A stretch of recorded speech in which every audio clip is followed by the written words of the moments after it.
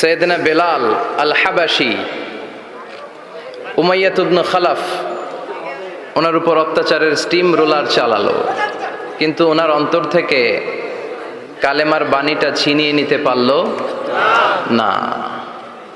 মুসা আলাইহিস সালামের উপর অনেক অত্যাচার চালিয়েছিল ফিরআউন, কিন্তু অন্তর থেকে ঈমানকে ছিনিয়ে নিতে পারে নাই। সাইয়েদনা বেলালকে উত্তপ্ত মরুভূমির মধ্যে শুইয়ে দেয়া হলো, পিঠ জ্বলে যাচ্ছিল, পুড়ে যাচ্ছিল। আপনারা জানেন যে আরব দেশের তপ্ত মরুভূমি এতটাই উত্তপ্ত, ওখানে চাল ফেলে দিলে ওইটা ক্ষয় হয়ে যায়, মুড়ি হয়ে যায়। সেটার মধ্যে শুইয়ে দিয়ে বলা হলো এবার আল্লাহরে ডাক।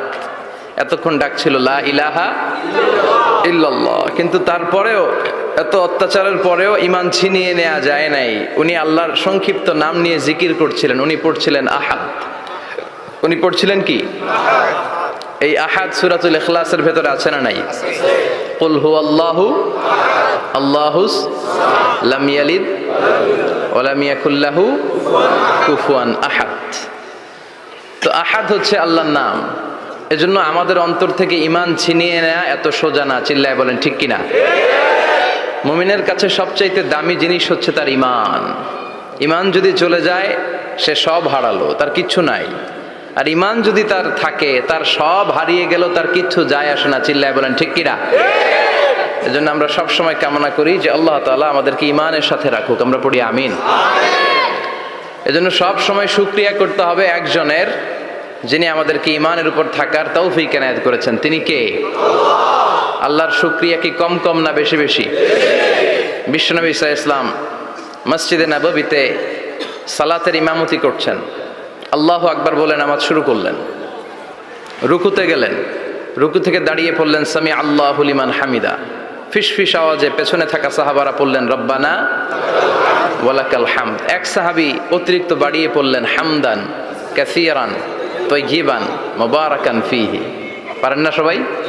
পড়েন হামদান কাসীরান তাইয়িবান মুবারাকান ফী। আবার আওয়াজ করে পড়েন হামদান কাসীরান তাইয়িবান মুবারাকান ফীহি। বিশ্বনবী সালাত শেষ করলেন, সালাম ফিরালেন, মুসল্লিদের দিকে মুখ ফিরিয়ে বললেন সামি আল্লাহু লিমান হামিদা বলে যখন আমি দাঁড়িয়েছি, তোমরা ফিসফিস করে পড়েছ রব্বানা ওয়ালাকাল হামদ। কে যেন পড়েছ হামদান কাসীরান তাইয়িবান মুবারাকান ফী? কে পড়েছ? আমি তো এটা কখনো শিখাই নাই, কোত্থেকে পেলে? কেন পড়েছ? দাঁড়াও। কেউ দাঁড়ায় না, ডানে বায়ে সামনে পেছনে কেউ দাঁড়ায় না। সবাই ভয় পেয়ে গেছে যে কি যেন কি হয়। বিশ্বনবী অভয় দিলেন, বললেন যে আমি কিছু বলবো না, দাঁড়াও। বিশ্বনবী অভয় দেওয়ার পর এক সাহাবী হাত তুলে দাঁড়িয়ে বললেন ইয়া রাসূলুল্লাহ আমি পড়েছি। বিশ্বনবী বললেন কেন পড়েছ? আমি তো এটা শিখাই নাই। সাহাবী বললেন ইয়া রাসূলুল্লাহ আল্লাহর প্রশংসা আমার কম কম করলে অন্তর জুড়ায় না, আমার করতে মনে চাই বেশি বেশি। এজন্য আমি নিজ থেকে এটা বানিয়ে বাড়িয়ে মিলিয়ে পড়ে দিয়েছি হামদান কাসীরান তাইয়িবান মুবারাকান ফী। বিশ্বনবী বললেন ভয় নাই, চিন্তা নাই, টেনশনের কোনো কারণ নাই, কারণ আমি সালাতে থাকা অবস্থায় দেখেছি তোমার এই অতিরিক্ত 4টা তাসবির সওয়াবটা, 4টা তাসবির সওয়াবটা বিদউ ওয়া সালাসুনা মালাইকা, 30-এরও বেশি ফেরেশতা কে কার আগে এই সওয়াবটা আল্লাহর আরশে পৌঁছে দিবে এ নিয়ে আকাশে প্রতিযোগিতা চলছিল। এজন্য আল্লাহর প্রশংসা বেশি বেশি করার দরকার আছে না নাই? বিশ্বনবী সব সময় আল্লাহর প্রশংসা করতেন আর দোয়া করতেন আল্লাহ আমি যেন বেশি বেশি আপনার প্রশংসা করতে পারি, আমি যেন আপনার শুকরগুজার বান্দা হতে পারি। আল্লাহুম্মা জাআলনি সাবুরা ওয়া জাআলনি শাকুরা ওয়া জাআলনি ফি আইনি সগীরা ওয়া ফি আ'য়ুনিন নাসি কাবীরা। এর মানে হচ্ছে আল্লাহ আপনি আমারে ধৈর্যশীল বানান, আপনি আমাকে শুকরগুজার বানান, আমার চোখে আপনি আমারে ছোট বানান, গোটা বিশ্বের মানুষের চোখে আপনি আমারে বড় বানান। পড়েন আমিন। নিজের চোখে নিজেকে কি করবেন? ছোট। তাহলে মানুষের চোখে বড় বানাই দিবে কে? আর নিজেই যদি বলেন আমি বড়, ফেরাউনের মতো আনা রব্বুকুমুল আ'লা, আমি তোদের বড় খোদা, আল্লাহ কয় তুই হইলি হুদা। ঠিক কিনা? বড় হইতে পারে নাই। নীল নদের পানিতে সুবাই সুবাই আল্লাহ মারছে। চিল্লায় বলেন ঠিক কিনা? পৃথিবীতে কেউ তো স্থায়ী হয় না, হোক না সে ফেরাউন কি বা নমরুদ, নামরুদ, কেউ ভাবে চিরদিন রয় না, কেউ ভাবে চিরকাল রয় না, পৃথিবীতে কেউ তো স্থায়ী হয় না, হোক না সে ফেরাউন কিবা নামরুদ, কেউ ভাবে চিরদিন রয় না, কেউ ভাবে চিরকাল রয় না। চিল্লায় বলেন ঠিক কিনা? চিরকাল কেউ থাকবে না, কারণ আল্লাহ ছাড় দেয়, তিনি ছেড়ে দেন না। মনে রাখবেন, আল্লাহ কি দেয় আর কি দেয় না। ফেরাউনরে কি দিছিল? ছাড় দিছে, ছাইরা দিছে। নমরুদরে কি দিছে? ছাড় দিছে, ছাইরা দিছে। এখনো দেখা যায় আল্লাহ অনেককে ছাড় দেয়, ঢিল দেয়, সুযোগ দেয়, কিন্তু আল্লাহ ছেড়ে দিবেন না। চিৎকার করে বলেন ঠিক কিনা? এজন্য সবসময় প্রশংসা করব কার? খাওয়ার সময় প্রশংসা কার? ঘুমানোর সময়, জিকির করার সময়, ঘুষ খাওয়ার সময়। ঘুষ খাওয়া যাবে? আর রাশি ওয়াল মুরতাশি কিলাহুমা ফিন্নার। ঘুষ যে দেয়, ঘুষ যে নেয়, উভয়ই জাহান্নামী। আল্লাহ ঘুষ থেকে আমাদেরকে বাঁচাও। বাংলাদেশে ঘুষ আছে না নাই? সরকারি অফিসগুলোতে শুধু নাই, বেশি। আল্লাহ ঘুষ থেকে হেফাজত করো, যৌতুক থেকে হেফাজত করো, পর্নোগ্রাফি থেকে হেফাজত করো, হিন্দি সিনেমা থেকে হেফাজত করো, মারামারি কাটাকাটি থেকে তুমি আমাদেরকে হেফাজত করো। গোটা বাংলার জমিনে ঐক্য প্রতিষ্ঠা করার তৌফিক দাও। মদিনার সমাজ যেন আমাদের দেশে প্রতিষ্ঠিত হয়, আল্লাহ তুমি তৌফিক দাও। চিল্লায় পড়েন আমিন। এজন্য বিপদে আপদে মুমিন সব সময় প্রশংসা করে কার? আল্লাহর প্রশংসা করে শেষ করা যায়? যাবে? ওয়া ইন তাউদ্দু নি'মাতাল্লাহি লা তুহসুহা। আমার নেয়ামত যদি গুনতে শুরু করে দাও, গুনে শেষ করা যাবে না। আর নেয়ামতের প্রশংসা যদি করো, আমি নেয়ামত আরো বাড়িয়ে দেব। আর যদি প্রশংসা না করো, তাহলে জেনে রাখো আমার শাস্তি বড় কড়া। আমি সব সময় ধরি না, ধরলে সারি না। এজন্য সবসময় প্রশংসা করতে হবে কার? বিপদে আপদে, সুখে দুঃখে আল্লাহর প্রশংসা। অভিযোগ কমিয়ে দেন, দেখবেন সুখে থাকবেন। এইটা নাই, ওইটা নাই, এইটা পাই নাই, ওইটা পাই নাই, জীবনে এইটা হই নাই রে, ওইটা পাইলাম না রে, এরকম অভিযোগ করে দেদারছে অনেক। এরকম লোক আছে না নাই? এরা অসুখী, এরা অসফল। সফল ব্যক্তিদের একটা গুণাবলী হচ্ছে এরা কমপ্লেইন করে কম, কমপ্লেইন করে কম, তারা শুকরিয়া করে বেশি। দে আর ভেরি গ্রেটফুল। তারা শুকরিয়া করে বেশি। এটা পাই নাই, ওইটা পাই নাই, এগুলো বলবেন না। কারণ আপনি যেটা পাইয়া খুশি না, অনেকে এইটা পাওয়ার জন্য সংগ্রাম করে যাচ্ছে। আপনি এখন যেই জায়গাটাতে আছেন, এই জায়গাটাতে পৌঁছা অনেকে স্বপ্ন। আপনি এটা পেয়ে খুশি না, কিন্তু আপনার জায়গায় পৌঁছার জন্য অনেকে স্ট্রাগল করে যাচ্ছে, সংগ্রাম করে যাচ্ছে। আপনি যেই পজিশনে আছেন, শুধু এই পজিশনে আসাটাই অনেকের স্বপ্ন। তো শুকরিয়া করবেন না কেন? এজন্য সব সময় আমাদের বেশি বেশি শুকরিয়া করতে হবে কার? রব্বুল আলামিন বলেন, কুল লাউ কানাল বাহরু মিদাদাল লিকালিমাতি রাব্বি লানাফিদাল বাহরু ক্বাবলা আন তানফাদা কালিমাতু রাব্বি ওয়ালাউ জিনা বিমিসলিহি মাদাদা। সাগরের জলকে কালি করে, গাছের পাতাকে খাতা করে, তোমার মহিমা লেখা শেষ হবে না, যদিও লিখি প্রভু জীবন ভরে। সাগরের জলকে কালি করে, গাছের পাতাকে খাতা করে, তোমার মহিমা লেখা শেষ হবে না, যদিও লিখি প্রভু জীবন ভরে। সাগরের জলকে কালি করে। চিল্লায় বলেন ঠিক কিনা? সব সাগর মহাসাগরের জল যদি কালি হয়ে যায়, কি উপমা দিলেন আল্লাহ। সব সাগরের পানি যদি কালি হয়ে যায়, সব গাছের পাতাও যদি খাতা হয়ে যায়, আর সাগরের জল নামক কালি দিয়ে গাছের পাতা নামক খাতার উপরে যদি আমি আল্লাহর প্রশংসা তোমরা লিখতে শুরু করে দাও, সাগরের জল শেষ হয়ে যাবে, গাছের সব পাতাগুলো ফুরিয়ে যাবে, আমি আল্লাহর প্রশংসা করে শেষ করা যাবে না। সুবহানাল্লাহ বাড়িতে যায় বলবেন। সাগরের জল চারটেখানে কথা। কয়টা সাগর দেখছেন আপনি? কয়টা সাগর ঘুরছেন? প্রশান্ত মহাসাগর দেখছেন আপনি? আটলান্টিক মহাসাগর দেখেছি আমরা? দেখি নাই।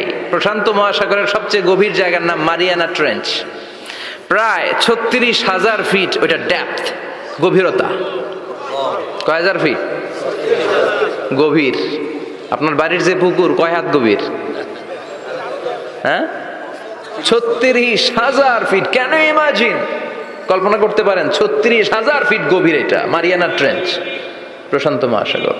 আর এই পৃথিবীর সবচেয়ে উঁচু যে পাহাড়টা, এটার নাম মাউন্ট এভারেস্ট। এটার উচ্চতা প্রায় অ্যাপ্রক্সিমেটলি অ্যারাউন্ড 29,000 ফিট। পাহাড়, পৃথিবীর সবচেয়ে উঁচু পর্বত শৃঙ্গ মাউন্ট এভারেস্ট 29,000 ফিট। আর পৃথিবীর সবচেয়ে গভীর সাগর, প্রশান্ত মহাসাগরের সবচেয়ে গভীর জায়গা মারিয়ানা ট্রেঞ্চ, ওইটা নাকি 36,000 ফিট। তাহলে ওই পাহাড়কে তুলে ধরে এনে প্রশান্ত মহাসাগরের সবচেয়ে গভীর জায়গা মারিয়ানা ট্রেঞ্চের উপর যদি ছেড়ে দেয়া হয়, পুরো পাহাড় ডুবে যাবে। সুবহানাল্লাহ নাই? পুরো পাহাড় ডুবে যাবে, উপরে পানি থেকে যাবে প্রায় 7,000 ফিট। আল্লাহু আকবার।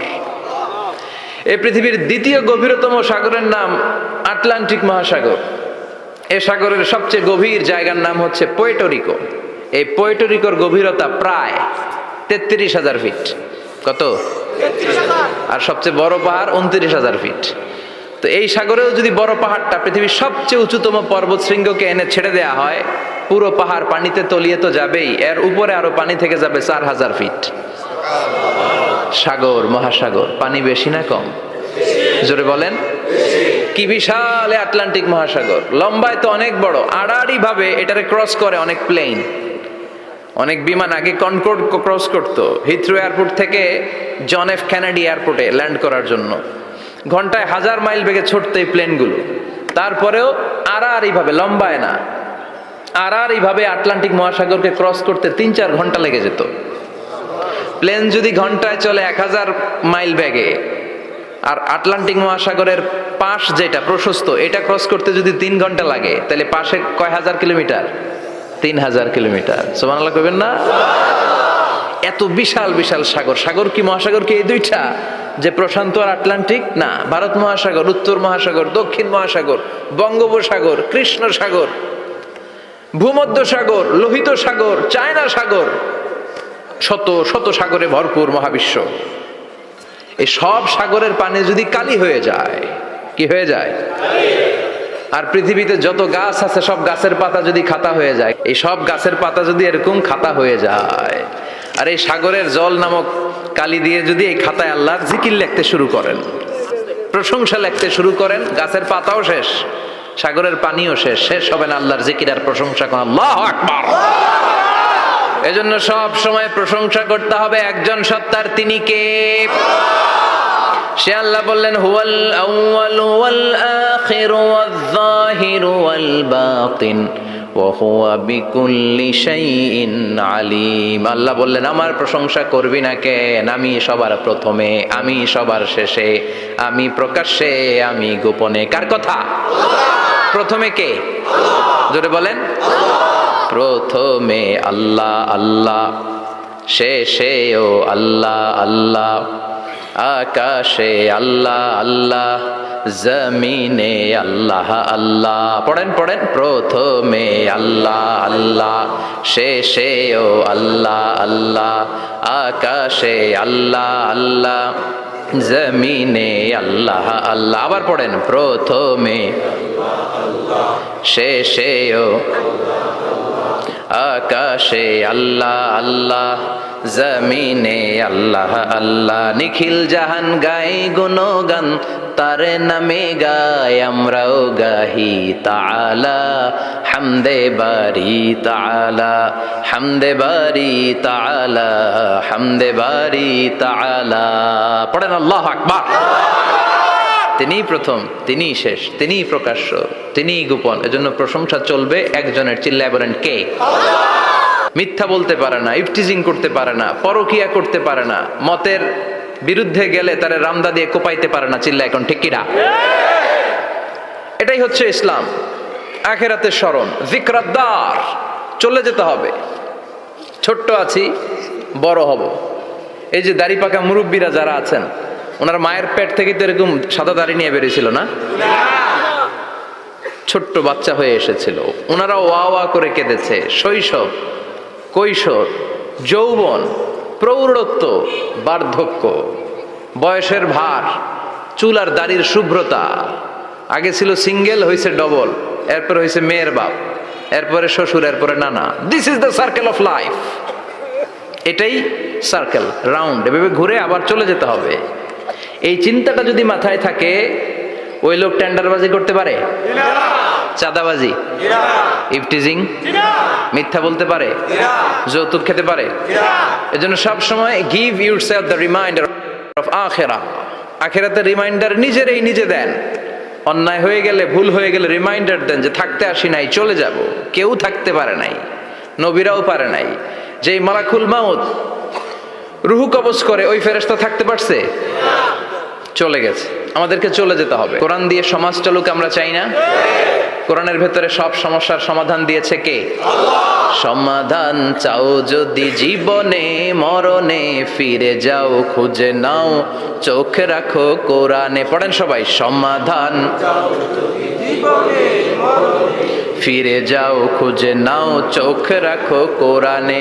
If you want the solution this দুনিয়া এন্ড আখিরা, go back, have a look to the holy Quran.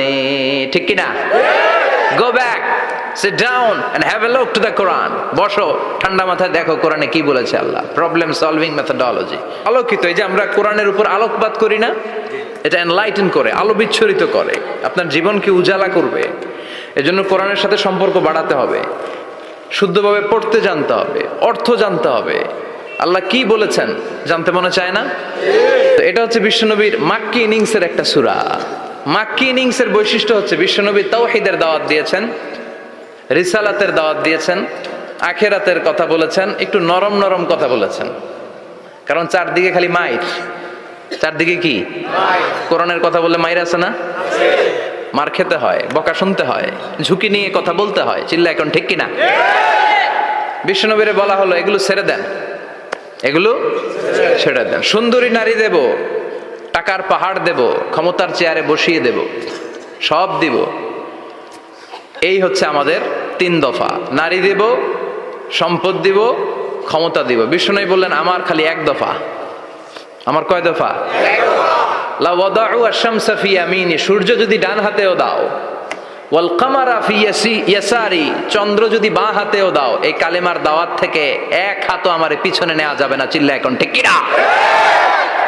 মুমিন কখনো ভয় পায় না, মুমিন কখনো পিছু হটে না, মুমিন স্ট্র্যাটেজি চেঞ্জ করে, মুমিন কৌশলী হয়। এই রাস্তা দিয়ে যাওয়া যায় না, বৈশা বৈশা কেঁদে লাভ নাই, রাস্তা আরেকটা খুঁজতে হবে, আরেকটা রাস্তা বানায় নিতে হবে। এটাই হচ্ছে মুমিনের বৈশিষ্ট্য। আল্লাহ তুমি বোঝার তৌফিক দাও। তো বিশ্বনবীর মাক্কি ইনিংসের খেলার সিস্টেম ছিল ঠ্যাক দিয়ে খেলতেন। ক্রিকেটে কি বলে যে উইকেট বাঁচায় খেলতে হবে, তোমার উইকেট যাতে পড়ে না যায়। তো ঠেকায় ঠেকায় খেলে। তো বিশ্বনবী ঠেকায় ঠেকায় খেলছেন, আর 4 ছক্কা মারছে সব মাদানি ইনিংসে। He was a very good reformer of the society, as a father, as a husband, as a reformer of the society, as a lawgiver, as a lawmaker, as a commander, and as a messenger. Muhammad is the Superman of the world. স্বামী হিসেবে, বাবা হিসেবে, নেতা হিসেবে, নবী হিসেবে, সমাজ সংস্কারক হিসেবে, আইন প্রণেতা হিসেবে মুহাম্মদ হচ্ছেন এই পৃথিবীর জন্য সুপারম্যান।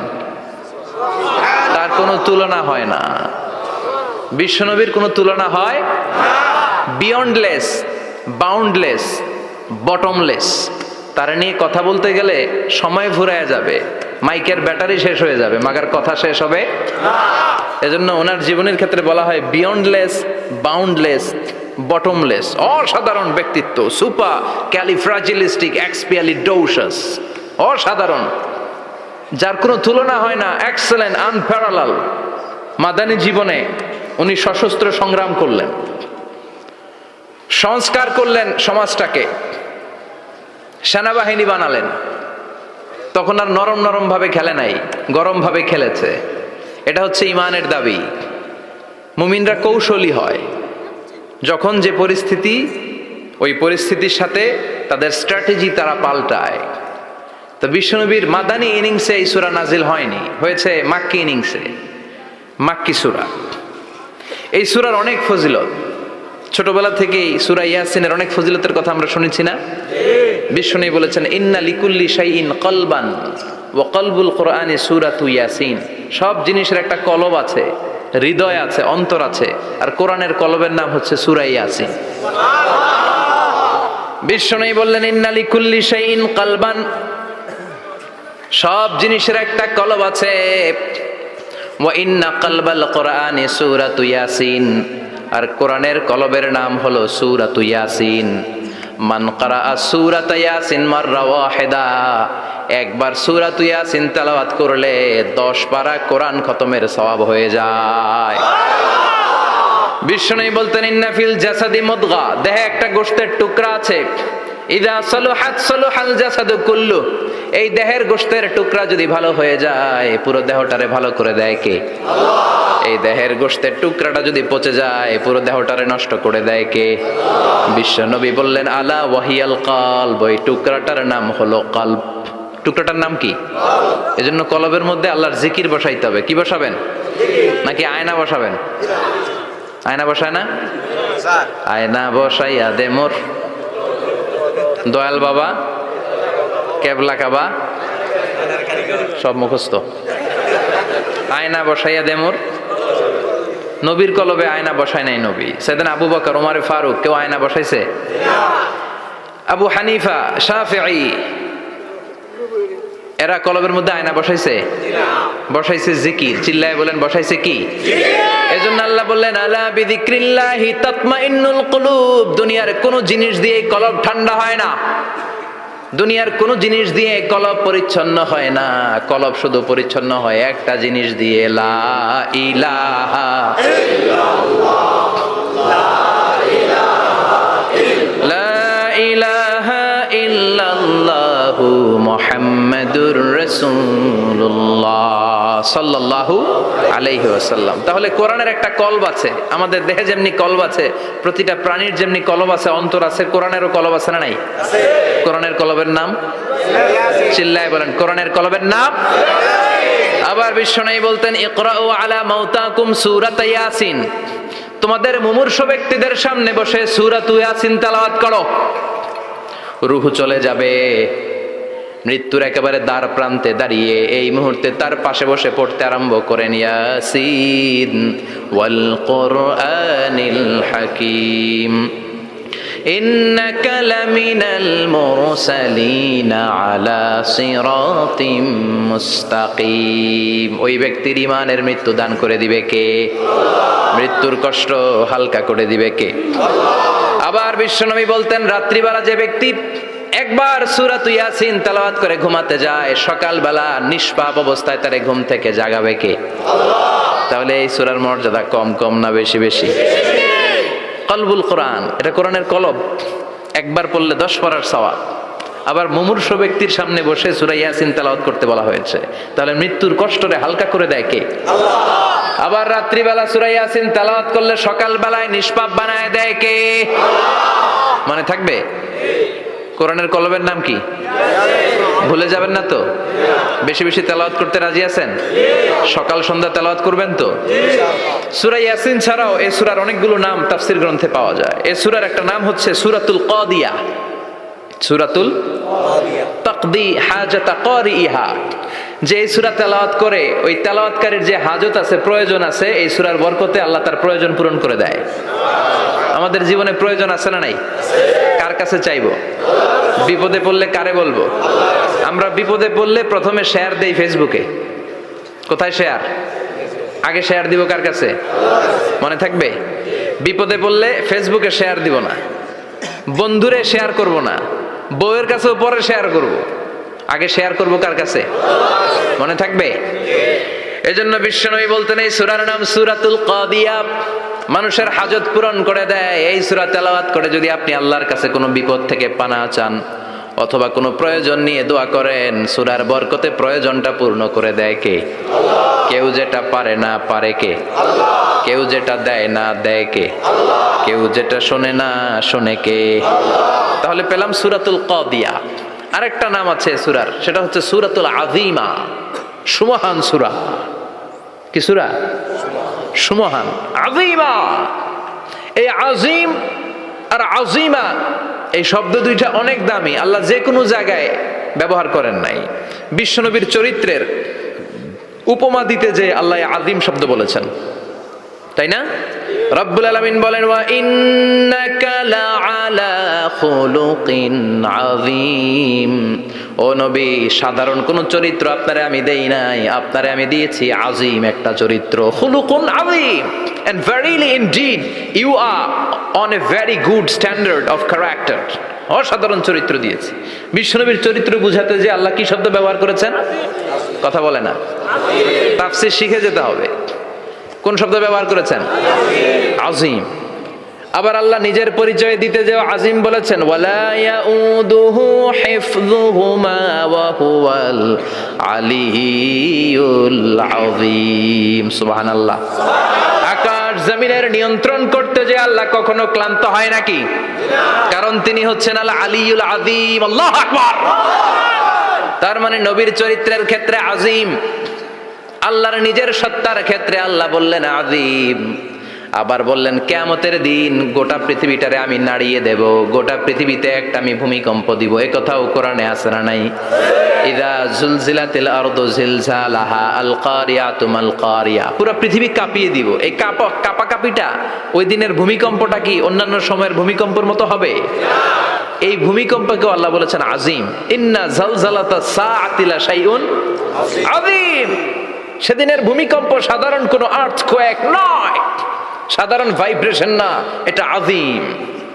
আবার আল্লাহ কোরআনকেও আযীম বলেছেন, ওয়ালাকাদ আতাইনাকা সাবআম মিনাল মাসানি ওয়াল কুরআনাল আযীম। ও নবী, আমি আপনারে নিত্য পাঠনীয় সপ্তবাক্য সূরাতুল ফাতিহা দিয়েছি, সাথে সাথে কোরআনে আযীম দান করেছি। সুবহানাল্লাহ। তার মানে কোরআনের ক্ষেত্রে আযীম, কিয়ামতের ভূমিকম্প এটা আযীম, আল্লাহ নিজেও আযীম, বিশ্বনবীর চরিত্র আযীম। আবার এই সূরাটাও যেহেতু দামি, এজন্য এই সূরার নাম সূরাতুল আযীমা, সূরাতুল সুমহান সূরা। এটা যেন তেন সূরা নয়, এটা তো কোরআনের কলব। কলব ছাড়া মানুষ বাঁচে? হার্ট ফাউন্ডেশনে যেয়ে দেখবেন মানুষের কি অবস্থা।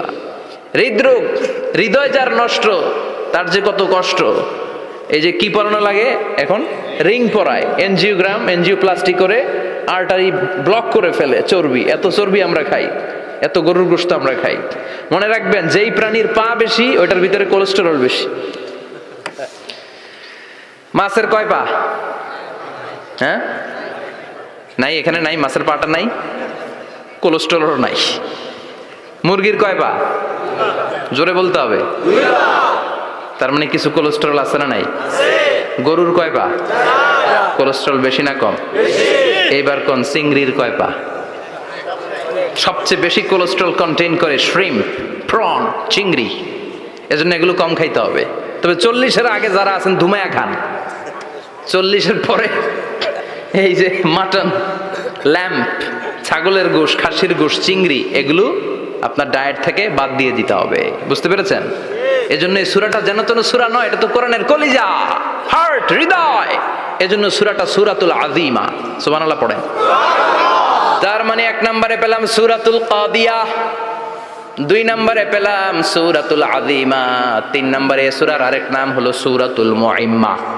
সূরাতুল মুইম্মা। মুইম্মার 2 অর্থ। এক অর্থ হচ্ছে এটার বরকতটা আম, সবার জন্য, যেই পড়ে সেই বরকত পায়, এজন্য মুইম্মা। আবার মুইম্মার আরেক অর্থ হচ্ছে যেই সূরা শত্রুকে অন্ধ করে দেয়। কি করে দেয়?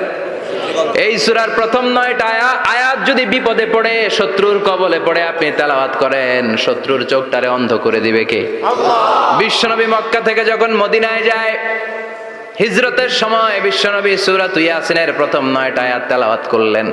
তেলাওয়াত করে আল্লাহর নাম নিয়ে ঘর থেকে বের হলেন। আশেপাশে কাফেররা ঘুরে কিন্তু বিশ্বনবীরে দেখে না, সবাই খেলে এরকম এরকম করে, ডানে বায়ে হাতায় বিশ্বনবীর সামনে দিয়ে যায়, কিন্তু কাফেরদের চোখ অন্ধ করে দিয়েছে কে? এজন্য কোরআন তেলাওয়াত করলে কাফেরদের চোখকে অন্ধ বানায় দেয় কে? এজন্য সূরার একটা নাম হচ্ছে সূরাতুল মুইম্মা। কি নাম? অন্ধ করে দেয়। তাফসিরে কুরতুবির মুসান্নিফ ইমাম আল কুরতুবি ওনাকে জালিম বাদশা বন্দী করেছিল। ওনার তাফসিরে এসেছে উনি শক্তিশালী লোক ছিলেন, জেলখানা ভেঙে বাঁচার জন্য দিছে দৌড়। ওনারেও ধরার জন্য জালিম বাদশার সৈনিকেরা ঘোড়া নিয়ে রওনা হয়েছে, উনিও দৌড়ায়, ঘোড়াও পেছন থেকে আসে। ওমিয়া মানুষ কি ঘোড়ার দৌড়ের সাথে পারে? উনি হাঁটতে হাঁটতে হয়রান হয়ে এক বালুর ময়দানে যে ধপাস করে পড়েছেন। ওরাও ঘোড়া দিয়ে এসে নেমেছে, কিন্তু আজীব তামাশা, উনি বালুতে ধপাস করে পড়েই সূরাত ইয়াসিনের প্রথম 9 আয়াত তেলাওয়াত করতে শুরু করেছেন। ওরা নিচে নেমে ডানে বায়ে সামনে পিছনে খালি খুঁজে, কিন্তু দেখে না, সামনেই কিন্তু বসা। ওদের চোখটা অন্ধ করে দিছে কে? বিশ্বাস হয়? ঈমান হয়? এজন্য বিপদে পড়লে সূরা ইয়াসিনের প্রথম 9 আয়াত পড়তে রাজি আছেন? আল্লাহ তুমি তৌফিক দাও। আরো জোরে পড়েন আমিন। এজন্য আল্লাহ চমৎকার ভাবে এই সূরাটা শুরু করে দিলেন। 2টা কাটা অক্ষর দিয়ে আল্লাহ বললেন ইয়াসিন ওয়াল কুরআনিল হাকীম ইন্নাকা লামিনাল মুরসালিন আলা সিরাতিম মুস্তাকিম। পড়েন সুবহানাল্লাহ। ইয়াসিন সূরাটা শুরু করলেন কি দিয়ে? এটা কি কোনো বাক্য? এটা কি কোনো শব্দ? এটা কি অক্ষর? 2টা। প্রথম অক্ষরের নাম, দ্বিতীয়টা আওয়াজ করে বলেন, প্রথম অক্ষরটার নাম, দ্বিতীয়টা। খুব চমৎকার না? বাক্য দিয়ে এই সূরাটা শুরু করে নাই। যেমন ইদা জুলজিলাতিল আরদু জিলজালাহা, এই সূরার প্রথম আয়াত, এটা একটা বাক্য না? আচ্ছা। ওয়াদ-দুহা ওয়াল-লাইলি ইযা সাজা, বাক্য না? কিন্তু ইয়াসিন এটা কি কোনো বাক্য? এটা কি কোনো শব্দ? না, এটা কাটা 2টা অক্ষর। সুবহানাল্লাহ পড়েন। আল্লাহ 114টা সূরার প্রায় 29টা সূরা এরকম কাটা কাটা অক্ষর দিয়ে শুরু করেছেন। সুবহানাল্লাহ নাই? এই 29টা সূরা কখনো আল্লাহ একটা অক্ষর দিয়ে শুরু করেছেন, কখনো 2টা অক্ষর দিয়ে, কখনো 3টা দিয়ে, কখনো 4টা দিয়ে, কখনো 5টা দিয়ে। একটা অক্ষর দিয়ে আল্লাহ কোরআনের সূরা শুরু করেছেন। এরকম একটা সূরা বলেন। নুন ওয়াল কলামি ওয়া মা ইয়াসতুরুন। নুন, নুন দিয়ে সূরা শুরু হয়ে গেছে। তারপরে কফ, এক অক্ষর দিয়ে সূরা শুরু হয়ে গেছে। সুবহানাল্লাহ পড়েন। সুবহানাল্লাহ। এবার বলেন 2 অক্ষর দিয়ে সূরা শুরু হয়েছে এরকম সূরা বলেন। আমিন। এত দূরে যান কেন? এটা আছে না নাই? ইয়াসিন। সুবহানাল্লাহ পড়েন। ইয়াসিন 2 অক্ষর দিয়ে। তারপরে হামিম। এবার 3 অক্ষর দিয়ে আল্লাহ সূরা শুরু করছেন এরকম। আলিফ লাম মিম তা সিন মিম। আল্লাহু আকবার। আবার 4টা অক্ষর দিয়ে সূরা শুরু হয়েছে এরকম আছে না নাই? হাফেজ সাহেব কোন? আলিফ লাম মিম রা, আলিফ লাম মিম সাদ আছে না নাই? আবার 5টা কাটা অক্ষর দিয়ে সূরা শুরু হয়েছে এরকম সূরাও আছে না নাই? সূরা মারিয়ামের শুরুতে কি আছে? কাফ হা ইয়া আইন সাদ। সুবহানাল্লাহ পড়েন। এরকম প্রায় 29টা সূরা আল্লাহ কাটা কাটা অক্ষর দিয়ে শুরু করেছেন, কোনো বাক্য দিয়ে নয়, কোনো শব্দ দিয়ে নয়। কি দিয়ে? হারফ দিয়ে। হারফ, এই হারফগুলোরে বলে হুরুফ আত-তাহাজ্জি বা হুরুফ আল মুকাত্তাআত, কাটা কাটা অক্ষর। মনে রাখবেন কোরআনের আয়াতগুলো 2 ভাগে বিভক্ত, একটা মুহকাম, একটা মুতাশাবিহ। মুহকাম মানে যেগুলোর অর্থ আমরা জানি, যেগুলোর ব্যাখ্যা আমরা জানি, যেটার ইন্টারপ্রিটেশন এক্সপ্লেনেশন আমাদের জানা আছে। আর মুতাশাবিহ আমরা অর্থ জানি না, আমরা ব্যাখ্যা জানি না, এটা দিয়ে আসলে কি বুঝাইছে আমরা কেউ জানে না। জানে একজন, চিল্লায় বলেন তিনি কে? আল্লাহ বলেন ওয়া ইন কুনতুম ফি রাইবিম মিম্মা নাযালনা আলা আবদিনা ফাআতু বিসূরাতিন মিন মিসলিহি ওয়াদউ শুহাদাআকুম মিন দুনিল্লাহি ইন কুনতুম সাদিকিন। আল্লাহ বললেন ও জাহেলি যুগের লোকেরা, শোনো শোনো, এত আরবি কবিতা বানাতে পারো, এত গল্প লিখতে পারো, আরবিতে এত নোবেল বানাতে পারো, উপন্যাস বানাতে পারো, আর্টিকেল লিখতে পারো, আমার নবীর উপর যে কোরআন আমি নাজিল করেছি এই কোরআনের ব্যাপারে অন্তরে যদি কোনো সন্দেহ থাকে, বাপের বেটা হলে পারলে কোরআনের মতো একটা সূরা বানিয়ে নিয়ে আসো। পারছে? কিয়ামত পর্যন্ত কেউ পারবে না।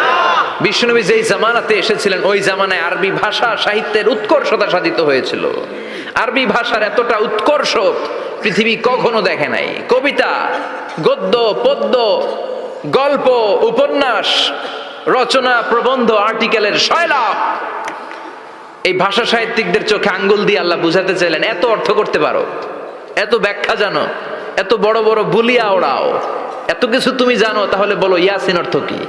সুবহানাল্লাহ কইবেন না? তাইলে বল নুন অর্থ কি, কফ মানে কি, আলিফ লাম রা মানে কি, ফাবুহিতাল্লাযী কাফার। কেউ জানে না, কেউ উত্তর দিতে পারে না। কোন সুবহানাল্লাহ। এটা কোরআনের মুজিজা, এটার অর্থ কেউ জানে না। আর এগুলোর অর্থ নিয়ে খোঁচাখুচি করা ঠিক না। তবে মুফাসসিরিনে ইকরাম এগুলোর কিছু অর্থ সম্ভাব্য বলার চেষ্টা করেছেন। যেমন ইয়াসিনের অর্থ ইবনে আব্বাস বলেছেন, এর অর্থ হতে পারে ইয়া ইনসান, হে মানুষ। সুবহানাল্লাহ পড়েন। কেউ কেউ বলেছে এটার অর্থ হতে পারে ইয়া সাইয়্যিদ আল মুরসালিন। কেউ কেউ বলেছেন ইয়াসিন হতে পারে ইসমুল্লাহ, আল্লাহর নাম। কেউ বলেছেন এটা হতে পারে ইসমুন লিন নবী, বিশ্ব নবীর নাম। আবার কেউ কেউ বলেছেন ইয়াসিন হতে পারে এই কোরআনে কারিমের একটা নাম। কোন সুবহানাল্লাহ। এই সম্ভাব্য সব কথাগুলো বলে পৃথিবীর সব মুফাসসিররা বলতে বাধ্য হয়েছেন আল্লাহু আ'লামু বিমুরাদিহি বিহি। এটার দ্বারা আসল অর্থ যে কি এটা আমরা কেউ জানি না। জানে কে? আল্লাহ। চিৎকার করে বলতে হবে, জানে কে? তাহলে ইয়াসিন মানে আমরা জানি না। ইয়াসিনের অর্থ আমরা ছেড়ে দেব কার উপর? এরপর আল্লাহ বললেন ওয়াল কোরআনিল হাকিম, প্রজ্ঞাময় বিজ্ঞানময় কোরআনের শপথ। ওয়াল কোরআনিল হাকিম, বিজ্ঞানময় প্রজ্ঞাময় কোরআনের শপথ বা কসম। ওয়াল কোরআনিল হাকিমে যে ওয়া, এই ওয়াটারে আরবিতে বলে ওয়া আল কাসামিয়া। কি বলে?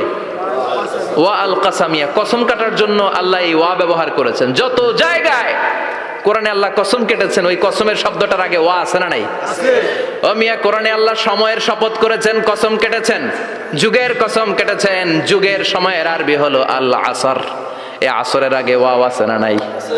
কি বলছে আল্লাহ? ওয়াল আসর, ওয়াল। আবার তিন ফলের কসম আল্লাহ কোরআনে কেটেছেন। কি বলেছেন? ওয়াত্তিন মানে তিনের কসম।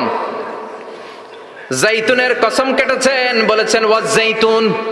তুর পাহাড়ের কসম কেটেছেন, বলেছেন ওয়াতুর সিনিন। যত জায়গায় কসম তত জায়গায় ওয়াও আছে না নাই?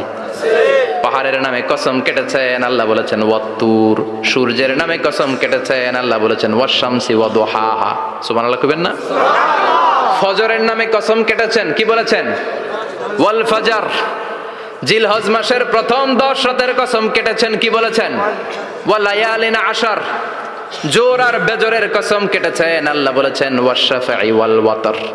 সূরা ইয়াসিনে কাটা কাটা দুইটা অক্ষরের পরে রব্বুল আলামিন কোরআনের কসম কেটেছেন। এজন্য আল্লাহ বলেছেন ইয়াসিন ওয়াল কোরআনিল হাকিম। ইয়াসিন ওয়াল কোরআনিল হাকিম, প্রজ্ঞাময় বিজ্ঞানময় কোরআনের শপথ। কোরআনের মধ্যে বিজ্ঞান আছে না নাই? বেশি না কম? বিশ্বাস হয় না নাস্তিকদের কথা বিশ্বাস হয়? নাস্তিকরা বলে কোরআনের মধ্যে বিজ্ঞান নাই, কোরআনের মধ্যে সায়েন্স নাই, কোরআনের ভেতরে টেকনোলজি নাই। কিন্তু কোরআন বলে এমন কিছু নাই, মানুষের প্রয়োজনীয় এমন কিছু নাই যেটা আমার ভিতরে নাই। আল্লাহু আকবার। আল্লাহ বললেন মা ফাররাতনা ফিল কিতাবি মিন শাই, কিতাবের মধ্যে আমি কিছু বাদ রেখে দেই নাই। ইতিহাসের কথা বলেছি, পাতালপুরীর কথা বলেছি, ঊর্ধ্ব জগতের কথা বলেছি, মহাকাশের কথা বলেছি, cosmology, astrology, geology, zoology, botany, human anatomy, embryology, সব কিছুর কথা কোরআনের মধ্যে দিয়েছে কে? কোরআনের ভেতরে মানুষের কথা আছে না নাই? কোরআনের মধ্যে গাভীর কথা আছে না নাই? গাভীর কথাও আছে। কই আছে? হ্যাঁ, সূরাতুল গাভীর সূরা। সুবহানাল্লাহ কইবেন না? মানুষের কথা আছে সূরাতুল ইনসান, জিনদের কথা আছে সূরাতুল জিন, মাকড়সার কথা আছে সূরাতুল আনকাবুত, মৌমাছির কথা আছে সূরাতুন নাহাল। মৌমাছির কথা বলেছেন, দুধের কথা বলেছেন, প্রাণীর কথা বলেছেন, খাদ্যের কথা বলেছেন, মানুষের দেহ বৈশিষ্ট্যের কথাও বলেছেন। চিৎকার করে পড়েন আল্লাহু আকবার। আল্লাহ বললেন ওয়া আওহা রাব্বুকা ইলান নাহলি আনিত্তাখিযি মিনাল জিবালি বুয়ুতাও ওয়া মিনাশ শাজারি ওয়া মিম্মা ইয়ারিশুন। সুবহানাল্লাহ পড়েন। ওয়া আওহা রাব্বুকা ইলান নাহল, আল্লাহ মৌমাছির কাছে সিক্রেট মেসেজ পাঠিয়েছেন। সুবহানাল্লাহ পড়েন। ওহীকে আরবিতে বলে সিক্রেট মেসেজ। ওয়াল কোরআনিল হাকিম, বিজ্ঞানময় কোরআনের শপথ, প্রজ্ঞাময় কোরআনের শপথ। বিশ্বনবী বলেন লা তুহসা আজাইবুহু, কোরআনের আশ্চর্যান্বিতার কোনো শেষ নাই। ওয়ালা তাবলা গারাইবুহু, কোরআন কোনোদিন কারো কাছে পুরাতন মনে হয় না। ফিহি মাসাবিহুল হুদা, কোরআনের মধ্যে আছে হেদায়েতের মশাল। ওয়া মানারুল হিকমা, কোরআন হলো বিজ্ঞানের সুউচ্চ মিনার। লা তুহসা আজাইবুহু, কোরআনের আশ্চর্যান্বিতার শেষ নাই। যতই পড়বেন আপনি আশ্চর্য হয়ে যাবেন, যতই স্টাডি করবেন, যতই অধ্যয়ন করবেন, আপনার চোখকে খুলে দিবে কে? আল্লাহ। ওয়ালা তাবলা গারাইবুহু, কোরআন কখনো পুরাতন হয় না। পুরান হয় নাকি? যার বয়স 50 বছর ধরে নামাজি মানুষ, প্রতি নামাজের প্রত্যেক রাকাতে কোন সূরা পড়া লাগে? তো 50 বছর যদি কেউ নামাজি হয়, তাহলে কত লক্ষবার উনি সূরা ফাতিহা পড়ছে উনি নিজে জানে? তারপরেও কোনোদিন কি মনে হয়েছে সূরা ফাতিহাটা একটু পুরান পুরান লাগে? আজকে কুল হল্লা দিয়ে শুরু করুন, কথা বলেন। পুরান লাগছে কোনোদিন? এত পড়ছি এটা, আজকে আর এটা না, আজকে আর একটা, এরকম মনে হয়? ওয়ালা তাবলা গারাইবুহু, পুরান লাগে না। প্রতিদিন নতুন, প্রতিনিয়তই নতুন, অলওয়েজ নিউ, সব সময় নতুন। এজন্য বিশ্বনবী বললেন লা তুহসা আজাইবুহু, কোরআনের আশ্চর্যান্বিতার শেষ নাই। ওয়ালা তাবলা গারাইবুহু, কোরআন কখনো পুরাতন হয় না। ফিহি মাসাবিহুল হুদা, কোরআনের মধ্যে আছে হেদায়েতের মশাল। ওয়া মানারুল হিকমা, কোরআন হলো বিজ্ঞানের সুউচ্চ মিনার। সুবহানাল্লাহ। আল্লাহ বললেন ওয়া আওহা রাব্বুকা ইলান নাহাল, আমি মৌমাছির কাছে মেসেজ দিলাম, সিক্রেট মেসেজ। আনিত্তাখিযি মিনাল জিবালি বুয়ুতা, তোমরা পাহাড়ের মধ্যে তোমাদের বাড়ি বানাও, মৌচাক বানাও। অমিনা সাজার, গাছের মগ ডালে, বড় বড় ডালে তোমরা বাসা বানাও। ওয়ামিম্মা ইয়ারিশুন, উঁচু উঁচু জায়গায় মৌচাক বানাও, যাতে করে গ্রামের ছোট্ট ছেলেরা ঢিল মারতে না পারে। কোন সুবহানাল্লাহ। মৌমাছির আল্লাহ শিখাই দিছে। নিচু জায়গায় কোনোদিন মৌমাছির বাসা দেখবেন? নিচু জায়গায় সহজে নাগাল পাওয়া যায়, ধরা যায়। কথা কন। ডাল বেয়ে মগ ডালে ওঠা লাগে মধু খাইতে চাইলে। চিল্লায় বলেন ঠিক কিনা? আল্লাহ সিক্রেট মেসেজ দিলেন আর বললেন আনিত্তাখিযি। আলেম যারা আছেন বলেন তো, ইত্তাখিযি এটা কি মুজাক্কারের সিগা না মুয়ান্নাসের সিগা? কথা কইতে হবে। কেউ নাই এটার উত্তর দেওয়ার মতো? মুয়ান্নাস, মাশাআল্লাহ। এটা স্ত্রীবাচক শব্দ। আল্লাহ মৌমাছিকে যে মেসেজ করছে পুরুষ মৌমাছিরে কয় নাই, এটা নারী মৌমাছিরে কইছে। চিল্লা এখন সুবহানাল্লাহ। এখন গবেষণা করে দেখা গিয়েছে, কার্ল ভন ফ্রিচ একজন অস্ট্রিয়ান বিজ্ঞানী, উনি এটা নিয়ে গবেষণা করে 73 সালে 1973 তে নোবেল পেয়ে গেছে। এই আয়াতের উপর গবেষণা করে আল্লাহ কেমন করে সিক্রেট মেসেজ দিয়েছেন, কেমন করে মৌমাছি মৌচাকের বাসা বাঁধে, কেমন করে মধু আহরিত হয়, এটার উপর গবেষণা করে উনি একটা বই লিখেছেন, দ্য ডান্সিং বিজ। নেচে যাওয়া মৌমাছিগুলো, নাচতে নাচতে যেতে থাকা মৌমাছিগুলোর উপর একটা বই লিখে, দ্য ডান্সিং বিজ লিখে উনি নোবেল প্রাইজ পেয়েছেন এই মধুর উপরে। চিল্লায় পড়েন আল্লাহু আকবার। এখন কোরআনের আয়াত থেকে বোঝা গেল আনিত্তাখিযি মিনাল জিবালি বুয়ুতা, আল্লাহ নারী মৌমাছিকে বলেছেন মৌচাক বানাও, তোমাদের মধু রাখার জন্য বাসা বানাও। কার্ল ভন ফ্রিচ গবেষণা করে পেয়েছে মৌচাকের বাসা বানানো হয়, মধু আহরণ করা হয়, যেই মৌমাছিটা নেতৃত্ব দেয় এটা পুরুষ মৌমাছি নয়, এটা হলো মহিলা মৌমাছি। কোন সুবহানাল্লাহ। পুরো মৌচাকের মধ্যে মধু আহরণ, মধু নেওয়া, পুরো প্রসিডিউরটা সারার জন্য কোনো পুরুষ মৌমাছি লিডিং দেয় না, লিডিং দেয় একটা নারী মৌমাছি, স্ত্রী মৌমাছি। এজন্য ইত্তাখিয, ম্যাসকুলিন জেন্ডার ইউজ না করে আল্লাহ বলেছেন ইত্তাখিযি। নারী মৌমাছিকে আল্লাহ অ্যাড্রেস করে বলেছেন যাও মৌচাক বানাও আর এটার মধ্যে মধু আহরণ করো। চিল্লায় পড়েন আল্লাহু আকবার। আল্লাহ বললেন ইত্তাখিযি মিনাল জিবালি বুয়ুতা, পাহাড়ের মধ্যে ঘর বানাও, মিনাস সাজার, গাছের বড় ডালের মধ্যে ঘর বানাও, ওয়া মিম্মা ইয়ারিশুন, উঁচু উঁচু জায়গায় ঘর বানাও। উনি গবেষণা পেয়েছেন এই মধুর মধ্যে অসাধারণ কিছু ন্যাচারাল অ্যান্টিসেপটিক আছে। কি আছে? Natural antiseptic. এটার নাম হচ্ছে প্রপিলিস। প্রপিলিস নামে একটা লিকুইড পাওয়া যায় মৌচাকের মধ্যে। এটা কাটা জায়গায় লাগা দিলে স্যাভলন, ডেটল কিছু লাগানো লাগবে না। ওই প্রপিলিসের কারণে আপনার কাটা জায়গা এমনি শুকায় যাবে। সুবহানাল্লাহ পড়েন। দ্বিতীয় বিশ্বযুদ্ধে রাশিয়ান যত সৈনিকরা যুদ্ধে আহত হতো, ওরা আলাদা করে অ্যান্টিসেপটিক খাইতো না, ওরা মধু আইনা লাগাই দিত আর সুস্থ হয়ে যেত। সুবহানাল্লাহ পড়েন। নিউজিল্যান্ডের কিছু বিজ্ঞানীরা আবিষ্কার করেছে মৌমাছির হুলের ভিতরে রেমিটিক ফিভারের অ্যান্টিবায়োটিক আছে। অনেকের বাত বাত জ্বর হয়, বাতের ব্যথা থাকে না? থাকে, মুরব্বীদের বেশি হয়। ওই জায়গার মধ্যে যদি আপনি মৌমাছি এনে ঢুকাই দিতে পারেন, মৌমাছির হুল লাগাই দিতে পারেন, ভালো হয়ে যাবে। মৌমাছি যখন হুল ফুটে আরাম লাগে না অনেক? খাইছেন, কামড় খাইছেন? হ্যাঁ, মজা লাগে। তো নিউজিল্যান্ডের এই গবেষকরা এরা আবিষ্কার করেছে যে মৌমাছি যদি হুল ফুটিয়ে দেয়, ওইখানে বাতের ব্যথা থাকলে, বেদনা থাকলে এটা ভালো হয়ে যাবে। আমি নিজে দেখেছি, বিবিসি একটা ডকুমেন্টারি, ইজিপশিয়ান একজন ফিজিশিয়ান, চিকিৎসক, উনি ওনার বাতের ব্যথায় আক্রান্ত যত রুগীরা আছে ওদের গায়ের মধ্যে মৌমাছি এনে এনে নিজে নিজে হুল ফুটায়। রুগী চিৎকার মারে, ও মাগো, ও আল্লাহ গো, কিন্তু একদিন পরে ব্যথা নাই, আর কয় ভালো হয়ে গেছে। সুবহানাল্লাহ কইবেন না? তো এজন্য এই কার্ল বন ফ্রিজ 1973-তে দ্য ডান্সিং বিজ লেখে গোটা বিশ্বকে তাক লাগিয়ে দিয়েছে। তার গবেষণার প্রতিটি পয়েন্ট কোরআনের এই আয়াতের সাথে মিলে যায়। চিৎকার করে পড়েন আল্লাহু আকবার। এই যে আমরা মধু খাই, এই মৌচাকের ভেতরে অন এন অ্যাভারেজ অ্যারাউন্ড 60,000 মৌমাছি থাকে। তিন ভাগে, একটা হচ্ছে কুইন বি, একটা মেল বি, আর একটা হচ্ছে ওয়ার্কার বি। একটা থাকে রানী মৌমাছি, এর নেতৃত্বে সবাই চলে। আর একটা থাকে মেল বি, পুরুষ মৌমাছি, বংশ বাড়ানোর জন্য এদের কাজে লাগে। আর সব হচ্ছে ওয়ার্কার বি, সবাই কাজ করে। আল্লাহ বললেন সুম্মা কুলি মিন কুল্লি সামারাত ফাসলুকি সুবুলা রাব্বিকি যুলুলা। আল্লাহ সিক্রেট মেসেজ দিয়ে বললেন, গাছের উপরে বাসাবাদ, পাহাড়ের উপরে মৌচাকের বাসাবাদ, উঁচু উঁচু জায়গায় তোমরা তোমাদের বাসা বাঁধো। সুম্মা কুলি মিন কুল্লি সামারাত, এরপর এলাকার যত মিষ্টি মিষ্টি ফুল আছে, ফল আছে, ওখান থেকে রস নিয়ে আসো। সুবহানাল্লাহ।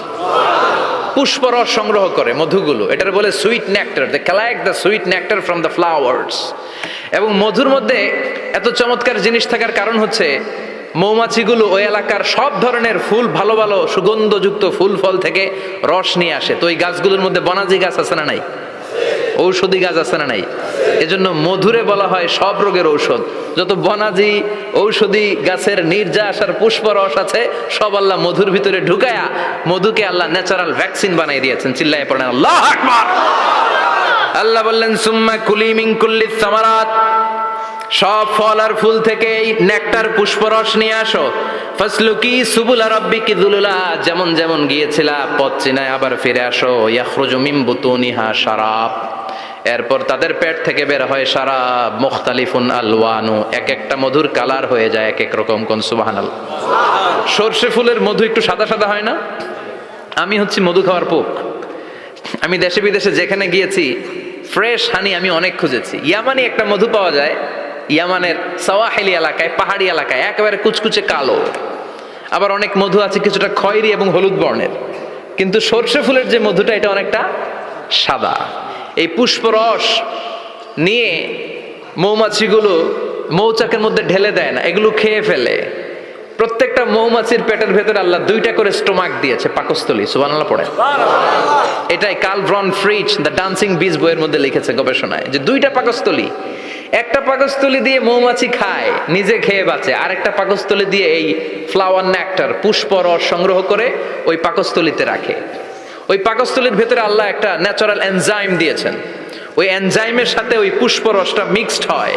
তারপরে আরেকটা টিউব আছে, ওই টিউব দিয়ে মৌমাছি যে সে বাসার মধ্যে মৌমাছি যে সেখানে সাপ্লাই করে দিয়ে আসে, মধু ঢুকিয়ে দিয়ে আসে। চিল্লায় পড়েন সুবহানাল্লাহ। তার মানে বিষয়টা এমন না ফুলের রস নিয়ে মৌচাকের দিয়ে আসলো, ফুলের রস সে নেয়, তার স্পেশাল একটা স্টোমাকের মধ্যে ঢুকায়, সেখানে এনজাইম দিয়ে, পাচক রস দিয়ে আল্লাহ এটাকে সমৃদ্ধ করে দেয়। তারপর আলাদা একটা নল দিয়ে, টিউব দিয়ে মৌচাকের ভেতরে ঢুকিয়ে দেয়। কোন সুবহানাল্লাহ। কি অসাধারণ পদ্ধতিতে আল্লাহ মধু বানালেন। আর কি সুন্দর মধু হাতের মধ্যে লয়া জিব্বা দিয়া চাটে আর গান গায়, মধু হই হই বিষা বাইলা। আছে না নাই? আল্লাহ শুকরিয়া নাই? মধু খায় আর গান গায়, মধু হই হই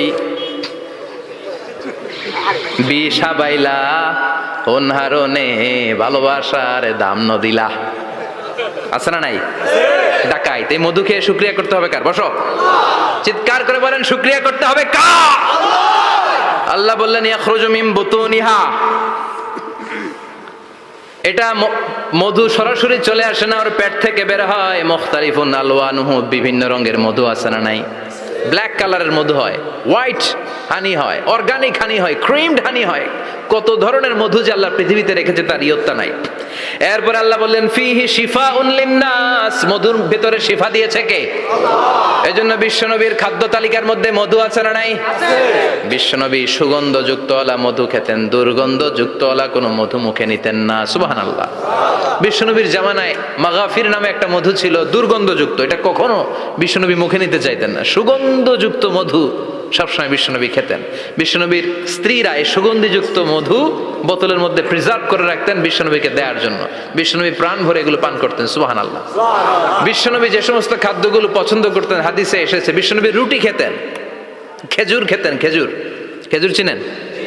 বালাহ, তামার, দুধ খেতেন, এই মধু খেতেন, জব খেতেন, বার্লি খেতেন, লাউ খেতেন, রুম্মান, ডালিম ফল, আনার ফল, আনার চিনেন? আনার, এই আনার খেতে পছন্দ করতেন বিশ্বনবী। মাশরুম খেতেন, মাশরুম, মাশরুম চিনেন?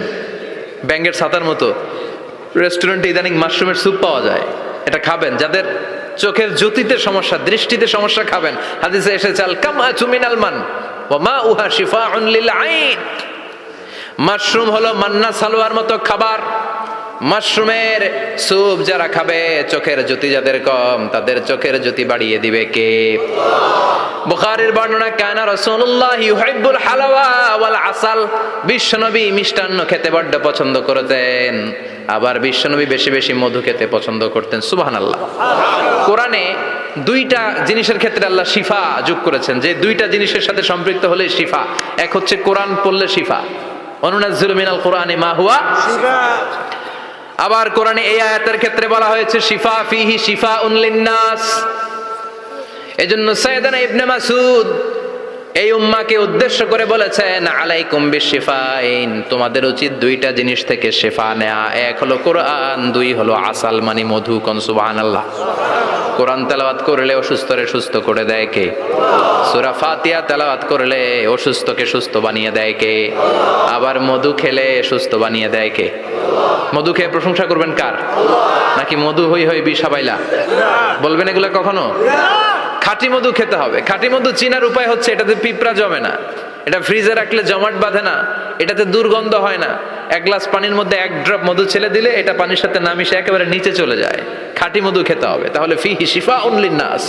কত কিছু দিয়ে যে আল্লাহ এটাকে সমৃদ্ধ করেছেন। এটার মধ্যে গ্লুকোজ আছে, এটার মধ্যে সুক্রোজ আছে, ফ্রুক্টোজ আছে, প্রোটিন আছে, মিনারেলস আছে, ক্যালসিয়াম আছে, ভিটামিন আছে। খাইলেই শরীর গরম হয়ে যায়। সুবহানাল্লাহ। এজন্য শীতকালে বেশি বেশি খাবেন, জাম্পার লাগবে না। শীতকালে মধু খেয়ে রাত্রে বেলায় বের হবেন, আর মাফলার পেঁচিয়ে বেরোয়া লাগবে না। সুবহানাল্লাহ পড়েন। তার মানে আল্লাহ বললেন ইয়াসিন ওয়াল কোরআনিল হাকিম, প্রজ্ঞাময়, বিজ্ঞানময় কোরআনের কসম। কোরআনের ভেতরে বিজ্ঞান আছে না নাই? এরপরে আল্লাহ বললেন গোলাম ওয়া ইন্না লাকুম ফিল আনআমি লাইবরা, প্রাণীকুলের দিকে নজর করে তাকাও। প্রাণীকুলের মধ্যে আমি তোমাদের জন্য নিদর্শন রেখেছি। নুসকিকুম মিম্মা ফি বুতুনিহি, এই প্রাণীকুলের পেট থেকে একটা চমৎকার জিনিস আমি বের করে দেই, এটার নাম হচ্ছে দুধ। এটা কি? দেখেন, একই আয়াতের মধ্যে আল্লাহ মধুর কথাও বললেন, আবার দুধের কথাও বললেন। দুধটা কিভাবে হয়, উৎপন্ন হয়, মধু কেমনে হয়, ইঞ্চি ইঞ্চি কথা এই কোরআনের ভেতরে তুলে ধরলেন কে? আল্লাহ বললেন মিমবাইনি ফারসিউ ওয়া দামিল লাবানা, গোবর আর রক্তের মাঝখান দিয়ে আমি দুধ বের করি। সুবহানাল্লাহ পড়েন। আমরা যাই এই গাভীর ওলান টানা শুরু করি সকালবেলা বিসমিল্লাহ বলে, কিন্তু কেমনে যেটা আসে ওইদিকে নজর নাই। ডাকাত বিসমিল্লাহ বলে শুরু করে না, দুধ খাই আলহামদুলিল্লাহ পড়ে না, আছে না নাই? আল্লাহ বলেন মেকানিজমটা শোনো কেমনে আমি খাওয়াই। আল্লাহ বললেন মিমবাইনি ফারসিউ ওয়া দামিল লাবানা, গোবর আর রক্তের মাঝখান দিয়ে আমি দুধ বের করে দেই। সুবহানাল্লাহ। গরু যে ঘাস খায়, এই ঘাস থেকে রক্ত হয় আর গরুর গোবর হয়। পেটের একদিকে থাকে গোবর, আরেক দিকে থাকে রক্ত। রক্ত দুর্গন্ধ, গোবরও দুর্গন্ধ। রক্তও নাপাক, গোবরও নাপাক। এই দুই নাপাক আর দুর্গন্ধের মাঝখান দিয়ে সুগন্ধযুক্ত দুধ বের করে দেয় কে? আল্লাহ বললেন মিমবাইনি ফারসিউ ওয়া দামিল লাবানা, গরু যে খাবারগুলো খায় ওই খাবারের এক পাশ দিয়ে গোবর হয়ে যায় আর এক পাশ দিয়ে রক্ত হয়ে যায়, মাঝখান দিয়ে দুধ বের করে দেয় কে? What a amazing mechanism of discharging milk from animal's body. What a amazing mechanism. একদিক দিয়ে গোবর দুর্গন্ধ, আরেক দিক দিয়ে ঘাস খাওয়ার কারণে রক্ত হয়, মাঝখান দিয়ে দুধ বের হয়ে যায়। সুবহানাল্লাহ। আবার বাছুর ছাড়া দুধ পাওয়া যায় না। গাভী আছে কার কার? হাত তোলেন তো। বাছুর ছাড়া দুধ পাওয়া যায়? শুধু গাভী, বাছুর নাই, দুধ আসবে? আবার এই যে বিশাল বড় ওলান 20 কেজি দুধ দেয় প্রতিদিন, এই ওলান কাটলে দুধ পাওয়া যায়? এক ফোঁটা দুধও ওলানটা কেটে টুকরা টুকরা করলে আপনি পাবেন না। এটা আলাদা মেকানিজম। এটা ভিতর থেকে একটা নির্যাস। বাছুর নিয়ে দুইটা ঢু মারবেন, ওই নির্যাস দিয়ে দুধ বেরোতে থাকবে, গোবর আর রক্তের মাঝখান দিয়ে চিৎকার করে পড়েন আল্লাহু আকবার। এজন্য বিশ্বনবী বলতেন বেশি বেশি দুধ খাও। দুধ হলো সুষম খাদ্য। পৃথিবীতে আবিষ্কৃত যত খাবার আছে দুধের চাইতে ভালো খাবার আছে নাকি? কথা কন। মানুষ পানি খেয়ে 3-4 দিন বাঁচে জানেন, আর পানির মধ্যে লবণ দিলে 7-8 দিন বাঁচতে পারবেন। আর দুধ পাইলে আজীবন বাঁচবেন আপনি। দুধ খেয়ে যদি হজম করতে পারেন, দুধ খেয়ে হজম করতে পারলে আজীবন বেঁচে যাবেন। সুষম খাদ্য। বিশ্বনবী যে রাতে মেরাজে যাবেন, সিদরাতুল মুনতাহা পার হওয়ার পরে বিশ্বনবীর পরীক্ষা শুরু হলো। বিশ্বনবীকে বুখারীর বর্ণনা 3টা গ্লাস দেয়া হলো। কাদাহ ফিহি লাবান, এক গ্লাসের মধ্যে দুধ ছিল। ওয়া কাদাহ ফিহি আসাল, আর এক গ্লাসের মধ্যে ছিল মধু, আর এক গ্লাসের মধ্যে ছিল মদ। কাদাহুন ফিহি খামার। বিশ্বনবীকে 3টা গ্লাস দিয়ে বলা হলো নবী চুজ করেন কোনটা নেবেন। এক গ্লাসে মধু, আরেক গ্লাসে দুধ, আরেক গ্লাসের মধ্যে বিশ্বনবীকে দেয়া হলো মদ। বিশ্বনবী বললেন যে এই গ্লাসের ভিতরে দুধ আছে, আমি ওই পেয়ালাটা নিলাম। সাইয়েদনা জিবরাইল বললেন ইয়া রাসূলুল্লাহ আখাস্তাল ফিতরা, আপনি যেমন নিছেনও তেমন। সুবহানাল্লাহ কইবেন না? বিশ্বনবী দুধ খেতে পছন্দ করতেন। আর বিশ্বনবী বলতেন আলাইকুম বি আলবানিল বাকার, বেশি বেশি গরুর দুধ খাবা। ফাইন্নাহা তুরাম্মু মিনাল আশজার, কেননা এটা সবুজ লতা পাতা ঘাস পাতার নির্যাস। গরু কি খায়? ঘাস খায় না? এই ঘাসের নির্যাস হচ্ছে দুধ। বিশ্বনবী বলতেন বেশি বেশি দুধ খাবা।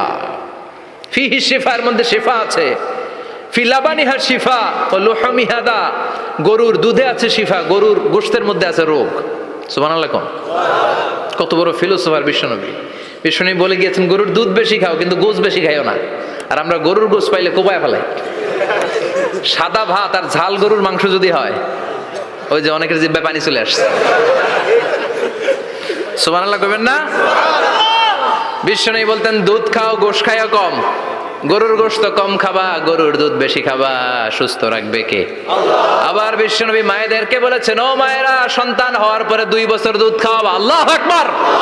ওয়াল ওয়ালিদাতু ইউরদি'না আওলাদাহুন্না হাওলাইনি কামিলাইনি লিমান আরাদা আন ইউতিম্মার রাদাআ। সন্তান যারা পেয়েছো মায়েরা, বোনেরা, 2 বছর দুধ খাও। সন্তানদের সুস্থ রাখবে কে? আল্লাহ। বাচ্চা ডেলিভারির পরপরই আল্লাহ তাআলা মায়ের বুকে একটা দুধ দেয়, এটাকে বলে শাল দুধ। এটা হচ্ছে বাচ্চার জীবনের প্রথম প্রাকৃতিক টিকা। সুবহানাল্লাহ কয় না? এটা বেবির জীবনে ন্যাচারাল প্রাকৃতিক টিকা, প্রতিষেধক আল্লাহ দিয়ে দিয়েছে। আপনার বাচ্চাকে টিকা দিন, স্লোগান আছে না? 5টা-7টা টিকা দেওয়া লাগে। প্রথম টিকাটা আল্লাহ নিজেই ফ্রি দিয়ে দিছে। এটা শাল দুধের ভেতরে পাওয়া যায়। এজন্য বাচ্চাকে শাল দুধ খাওয়াতে হবে। তার ব্রেনের গ্রোথ হবে, সে শক্তিশালী হবে, সে দেশপ্রেমিক হবে, সে আল্লাহওয়ালা হবে। চিল্লা এখন ঠিক কিনা? যে মায়েরা বাচ্চারে দুধ খাওয়ায় ওই বাচ্চারা মায়েরে ভালোবাসে বেশি। আর যেই মা গুলো বাচ্চারে দুধ না খাওয়ায় আর ডানু খাওয়ায়, আর কি কি আছে? হরলিক্স আর সিরালেক, কমপ্লেন। যারা এগুলো খাওয়াবে, ডানু খাওয়াবে, যারা ল্যাকটোজেন খাওয়ায়, যারা বুকের দুধ খাওয়াতে চায় না কোনো কারণ ছাড়া, 2 বছর বাচ্চারে দুধ দিতে চায় না, এই বাচ্চাগুলো বড় হলে ওই মারে বৃদ্ধাশ্রমে দিয়ে আসবে। কথা কন, কথা কন। এজন্য মায়েরা, বোনেরা, সন্তান হলেই তাকে বুকের দুধ দিয়ে আল্লাহর পক্ষ থেকে যে টিকাটা, এই টিকাটা পেটের ভেতরে ঢুকায় দিতে হবে। চিল্লা এখন ঠিক কিনা? এটা হচ্ছে ন্যাচারাল টিকা। এজন্য আল্লাহ বললেন ইয়াসিন ওয়াল কোরআনিল হাকিম, ইয়াসিন, বিজ্ঞানময় কোরআনের শপথ। কোরআনের মধ্যে বিজ্ঞান আছে না নাই? অভাব নাই। কয়টা শুনবেন? আল্লাহ কসমোলজির কথা বলেছে, অ্যাস্ট্রোলজি কথা। কসমোলজি হচ্ছে সৃষ্টি তত্ত্ব। কসমোলজি কি? সবাই বলেন কসমোলজি কি? আল্লাহ বললেন আওয়ালাম ইয়ারাল্লাযীনা কাফারু আন্নাস সামাওয়াতি ওয়াল আরদা কানাতা রাতকান ফাফাতাকনাহুমা। কাফেররা কি দেখে না মহাবিশ্বের সব কিছু একসাথে মিলে ঝিলে ছিল, বিশাল এক বিস্ফোরণের মাধ্যমে আমি মহাবিশ্ব তৈরি করেছি। সুবহানাল্লাহ। আদিতে শুরুতে কিন্তু সব আকাশ, বাতাস, জমিন, চন্দ্র, সূর্য, নক্ষত্র, গ্রহ, নীহারিকা পুঞ্জ, গ্যালাক্সি, ব্ল্যাক হোল সবকিছু মিলেমিশে একসাথে ছিল। এটার ঘনত্ব ছিল খুব বেশি। মহাবিশ্বের সবকিছু ছিল একটা বিন্দু। এটাকে বিজ্ঞানীরা নাম দিয়েছে দ্য সিঙ্গুলারিটি, মহা একত্ব। এরপর একটা প্রচন্ড বিস্ফোরণের মধ্য দিয়ে মহাবিশ্ব সৃষ্টি হয়েছে। এটার ওরা নাম দিয়েছে বিগ ব্যাং থিওরি। কি নাম? স্টিফেন হকিং মারা গেছে না গত বছর নাকি? হ্যাঁ, বছর খানিক আগে মারা গিয়েছে। সবচেয়ে বড় পদার্থবিজ্ঞানী ছিল। সে একটা বই লিখেছে, from the brief history of time, a brief history of time from big bang two black hole. সেখানে সে প্রমাণ করেছে কোরআনের এই আয়াত, কানাতা রাতকান, মহাবিশ্বের সবকিছু একটা বিন্দু ছিল। চাঁদ, সূর্য, গ্রহ, তারা সব কি ছিল? কথা বলেন, সবাই বলেন। একটা মাত্র বিন্দু ছিল। আল্লাহ বলেন, don't the disbeliever observe that the heavens and earth were joined together, then I separated with a gigantic sound, explosion. সব একসাথে ছিল, চাঁদ, তারা, আকাশ, নদী, নালা সব একসাথে। তারপরে একটা বিকট বিস্ফোরণের মধ্য দিয়ে পৃথিবী হয়েছে, এ চাঁদ হয়েছে, চন্দ্র হয়েছে, সূর্য হয়েছে, মহাবিশ্বের সবকিছু এই মহাবিস্ফোরণের মধ্য দিয়ে হয়েছে। চিৎকার করে পড়েন আল্লাহু আকবার। এই যে ছোট্ট পৃথিবীতে আমরা বসে আছি, এই পৃথিবীর চেয়ে সূর্য 13 লক্ষ গুণ বড়। চিল্লায় পড়েন আল্লাহু আকবার। এটা কি বাড়ির কাছের কথা? 13 লক্ষ গুণ বড়, কল্পনা করা যায়? তার মানে কি সূর্যই সবচেয়ে বড়? না, সূর্যের চেয়ে অনেক বড় বড় তারা আছে। ব্যাটেল জিউস নামে একটা তারা আছে মহাকাশে, যেটা যে সূর্য পৃথিবীর চেয়ে 13 লক্ষ গুণ বড়। এই ব্যাটেল জিউস তারা সূর্যের চেয়ে 33 কোটি গুণ বড়। এই ব্যাটেল জিউস তারাটাই কি সবচেয়ে বড়? না, এর চেয়েও কত বড় তারা যা আছে কোনো হিসাব নাই। এরকম বিশাল বিশাল তারা ঘুরতে ঘুরতে মাওয়াকিউন নুজুম, ব্ল্যাক হোল নামে একটা রেঞ্জ আছে। এই রেঞ্জের মধ্যে যদি ঢুকে যায়, ছোট্ট বাচ্চার মুখে চকলেট দিলে বাচ্চা যেমনি চকলেট চুষে খেয়ে ফেলে, এই বিশাল বিশাল তারাগুলো ব্ল্যাক হোলের মধ্যে ঢুকলে এক মুহূর্তের মধ্যে নিঃশেষ হয়ে যায়। চিল্লায় পড়েন আল্লাহু আকবার। এজন্য আল্লাহ বললেন, ফালা উকসিমু বিমাওয়াকিউন নুজুম, এই তারকা নিঃশেষ হওয়ার যে জায়গাটা, এই জায়গার কসম আমি কোরআনের মধ্যে খেলাম। এই ব্ল্যাক হোলের রেঞ্জের ভেতরে তারা আসলে মুহূর্তের মধ্যে নিঃশেষ বানিয়ে দেয় কে? একটা তারার চেয়ে আরেকটা তারা বড়। এরকম হাজার কোটি তারা মিলে আমাদের গ্যালাক্সি। এই গ্যালাক্সির নাম হচ্ছে মিল্কি ওয়ে। কি নাম? আমাদের গ্যালাক্সির নাম কি? সবাই বলেন তো। Milky way. কি নাম? এরকম একটা গ্যালাক্সি না, লক্ষ কোটি গ্যালাক্সি আছে। আমাদের গ্যালাক্সির পরে সবচেয়ে কাছের গ্যালাক্সির নাম অ্যান্ড্রোমেডা। কি নাম? এই অ্যান্ড্রোমেডা গ্যালাক্সি আমাদের গ্যালাক্সি থেকে 2.5 মিলিয়ন লাইট ইয়ার দূরে, মানে 25 লক্ষ লাইট ইয়ার। সুবহানাল্লাহ কইবেন না? আলোর গতি হচ্ছে পৃথিবীতে সবচেয়ে বেশি বর্তমান সময় পর্যন্ত, জানেন? সেকেন্ডে কত মাইল? 1,86,000 মাইল। এক সেকেন্ডে আলো ছুটে 1,86,000 মাইল বেগে। এত বেগের কোন প্লেন বা রকেট নিয়ে যদি আপনি আমাদের গ্যালাক্সি থেকে মিল্কি ওয়ে থেকে অ্যান্ড্রোমেডাতে যেতে চান, তাহলে আপনার 25 লক্ষ বছর লেগে যাবে। সুবহানাল্লাহ বাড়িতে যায় বললেন।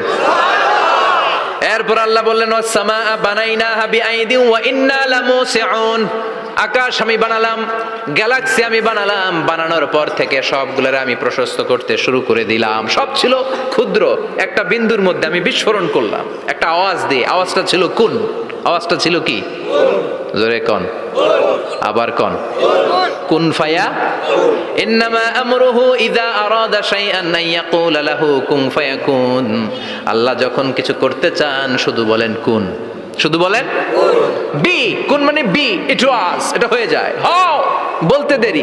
এই মহাবিস্ফোরণের নেপথ্যে যে শব্দটা ছিল সেটা ছিল কুন। সেটা ছিল কি? আল্লাহ কুন বলতে দেরি, মুহূর্তের মধ্যে বিগ ব্যাং, বিশাল এক্সপ্লোশন, তারপর থেকে মহাবিশ্ব ছড়াচ্ছে।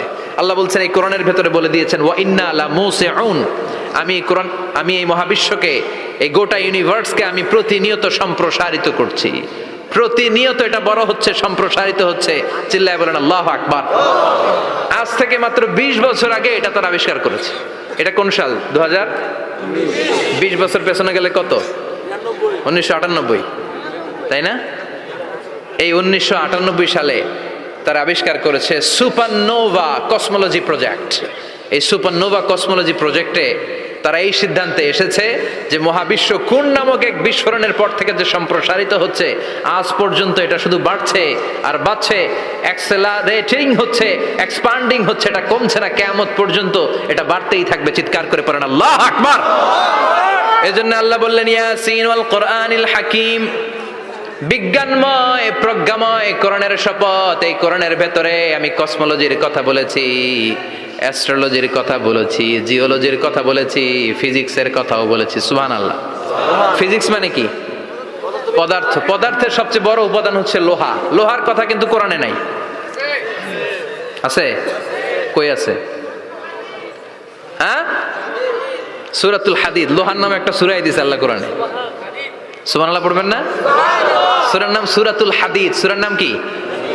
চিল্লায় বলেন সূরার নাম সূরাতুল হাদিদ। হাদিদ মানে লোহা। আল্লাহ বললেন ওয়া আনজালনাল হাদিদা ফীহি বাসুন শাদীদ।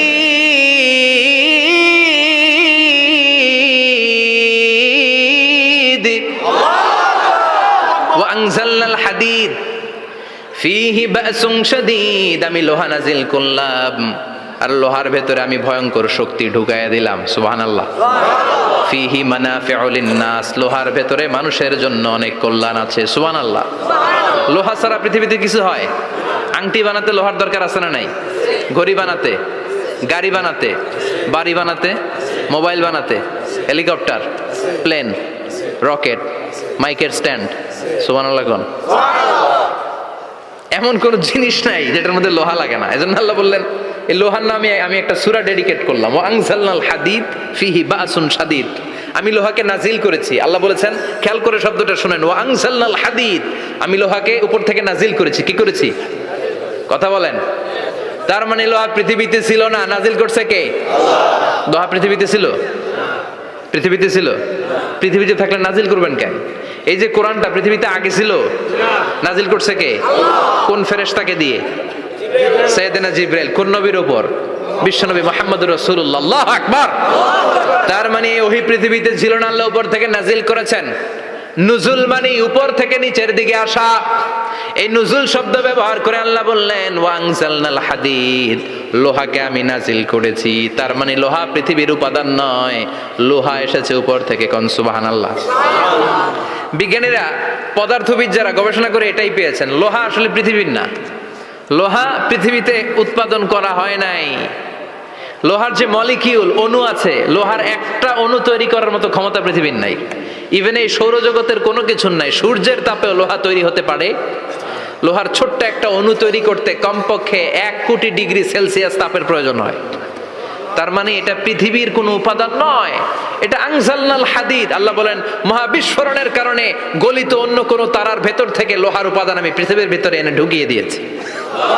তার মানে পদার্থের কথা কোরআনে আছে না নাই? সুবহানাল্লাহ কইবেন না? এরপরে বায়োলজির কথা আছে না নাই? বায়োলজিক্যাল অ্যাসপেক্ট অফ মাউন্টেন্স, কেমন করে পাহাড়ি রেঞ্জ তৈরি হলো, আছে না নাই? ওয়াজআলনাল জিবালা আওতাদা, পাহাড়কে আমি পেরেক মেরে দিয়েছি। ওমিয়া কাঠের ভেতরে যখন পেরেক মারেন, পেরেকের বেশিরভাগ অংশ কাঠের ভেতরে ঢুকে যায়, উপরে দেখা যায় সামান্য, ঠিক কিনা? তো লোহা যদি আল্লাহ পেরেক মারেন, উপরে যা দেখা যায় এটা সামান্য, আসল পাহাড় তো মাটির নিচে। সুবহানাল্লাহ কইবেন না? আসল পাহাড় কোথায়? পেরেক যদি কাঠের মধ্যে ঢুকিয়ে দেন, পুরো পেরেকটা কাঠে ঢুকে যায় না, উপরে দেখা যায় কদ্দুর? সামান্য। পাহাড়ের যা আপনি দেখেন এটা তো পেরেকের মাথা, পুরো পাহাড়টা আল্লাহ জামিনের ভেতরে ঘিরে দিয়েছেন। চিল্লায় পড়েন আল্লাহু আকবার। আবার আল্লাহ বললেন অমিনাল জিবালি জুদাদুম বিদু ওয়া হুমরুম মুখতালিফুন আলওয়ানু, আছে না নাই? ওয়া গরাবিবু সুদ, আল্লাহ বলেন নানা রঙের পাহাড় পর্বত মহাবিশ্বে আমি তৈরি করেছি। কোন পাহাড় হচ্ছে রক্তিম বর্ণের, কোন পাহাড়কে বানিয়েছি আমি কৃষ্ণ বর্ণের, কোন পাহাড়কে বানিয়েছি আমি শুভ্র বর্ণের, কোন পাহাড়ের রং কালো, কোনটা সাদা, কোনটা নীল, আছে না নাই? মহাবিশ্ব যখন তৈরি হয়েছে পৃথিবীর মধ্যে 7টা টেকটনিক প্লেট তৈরি হয়েছে। 7 tectonic plates create the mountain range on earth.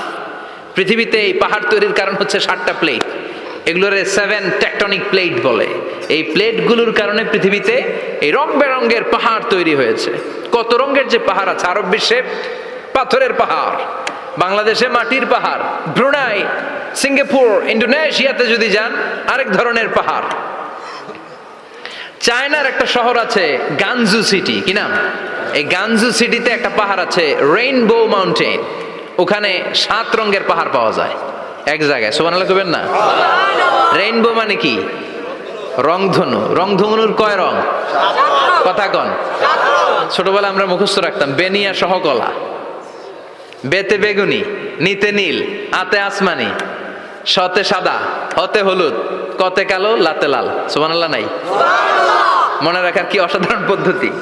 তো এই রেইনবো মাউন্টেন, রংধনুর 7 রঙের পাহাড় এক জায়গায় পাওয়া যায়। এখানে সাদা পাহাড়, এখানে সবুজ পাহাড়, এখানে নীল পাহাড়, ওখানে লাল পাহাড়, এখানে কালো পাহাড়। এই চায়নার গানজু সিটিতে আল্লাহ তাআলা 7 রঙের পাহাড় এক জায়গায় রেখেছেন। চিৎকার করে বলেন আল্লাহু আকবার। তার মানে বায়োলজির কথাও কোরআনের ভেতরে আছে না নাই? এরপর আল্লাহ বললেন কেমন করে আকাশ থেকে আমি পানি নাজিল করে, এটাও কোরআনে আছে না নাই? আমরা ছোটবেলা পড়েছি ওয়াটার সাইকেল, হাইড্রোলজিক্যাল সাইকেল, কেমন করে সূর্যের তীব্র তাপ সাগর থেকে পানিকে জলীয় বাষ্প করে উপসে নেয়, উপরে নিয়ে সেটাকে পুঞ্জীভূত করে দেয়, ঘনীভূত করে দেয়, মেঘ হয়ে যায়, সেখান থেকে ঝিরিঝিরি ঝিরিঝিরি বৃষ্টি পড়ে, আছে না নাই? আর ওই বৃষ্টির গান আমরা গাই, এই বৃষ্টি ভেজা রাতে তুমি চলে যেও না। ওই বৃষ্টি পেয়ে আল্লাহর কাছে দোয়া করে না? বিশ্বনবী বলেন রহমতের বৃষ্টির নিচে দাঁড়িয়ে কেউ যদি হাত তুলে দোয়া করে, ওই দোয়া কবুল করে কে? আল্লাহ। আবার আকাশের মধ্যে মেঘের ঘনঘটা দেখলে বিশ্বনবী পেরেশান হয়ে যেতেন, হয়রান হয়ে যেতেন, আর আল্লাহর কাছে বলতেন আল্লাহ এই মেঘ দিয়ে তুমি আমাদেরকে আযাব দিও না, তুমি আমাদেরকে গজব দিও না, তুমি আমাদেরকে শেষ করে দিও না, এই মেঘ থেকে তুমি আমাদেরকে রহমতের বৃষ্টি দাও। পড়ে না আমিন। বৃষ্টি দেখলে বিষ্ণু বলতেন আল্লাহুম্মা সাইয়িবান নাফিআ, ইয়া গাউসু আগিসনা গাউসান মুগীসান মারিআন মারিআন নাফিআন গায়রা দার আজিলান গায়রা আজিল। হে আল্লাহ এই বৃষ্টি থেকে তুমি ঠান্ডা রহমতের পানি দাও। কি দাও?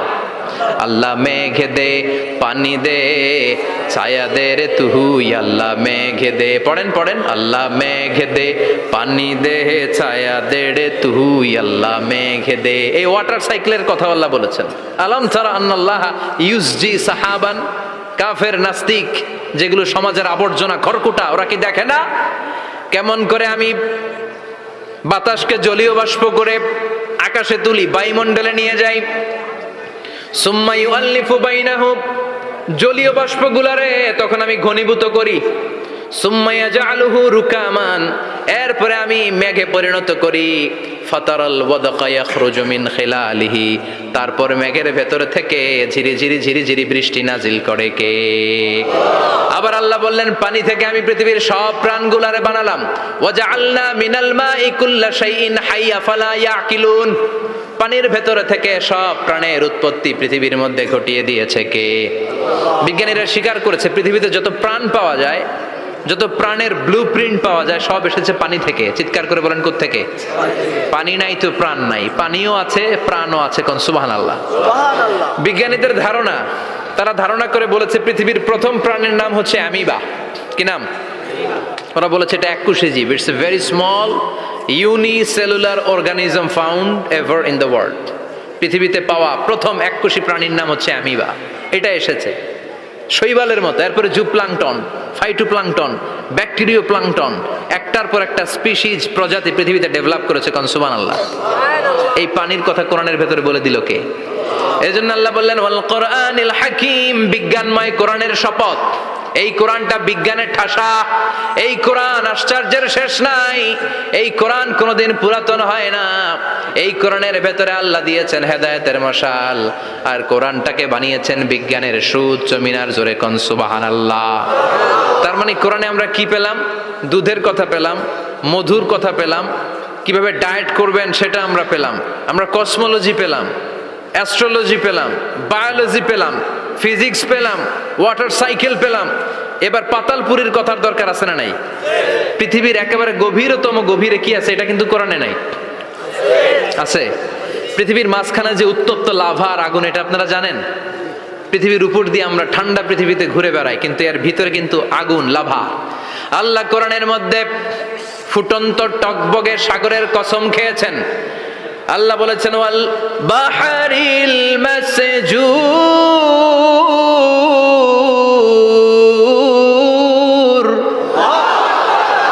আমি কোরআনের ভেতরে ফুটন্ত টকবগে সাগরের পানির কসম খেলাম। পড়েন সুবহানাল্লাহ। সাগরের পানির ফুটন্ত টকবগে সাগরের পানির কসম।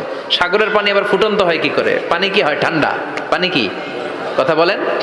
আল্লাহ পৃথিবীর ভেতরকার কথা চিন্তা করে বলেছেন ওয়াল বাহরিল মাসজুর। ইউনাইটেড স্টেটস অফ আমেরিকার নেভাল একাডেমির সায়েন্টিস্টরা এই আয়াতের উপর রিসার্চ করেছে যে সাগরের ভেতরে আবার এই ঠান্ডা পানির ভেতরে আবার উত্তপ্ত আগুনের লাভা আসলো কোত্থেকে। রিসার্চ করার জন্য তারা সাগরের ভেতরে পাইপ ঢুকিয়েছে। পাইপ ঢুকাতে ঢুকাতে অনেকগুলো লেয়ার তারা পার করেছে। রূপান্তর শিলার স্তর, পাললিক শিলার স্তর, আগ্নেয়গিরির শিলার স্তর, মার্বেল পাথরের অনেকগুলো শিলার স্তর পেরিয়ে যাওয়ার পরে তারা পাইপ ঢুকানোর পরে দেখতে পেয়েছে পাইপগুলো গলে যায়। পাইপগুলো কি হয়? তার মানে ভিতরে কি আছে?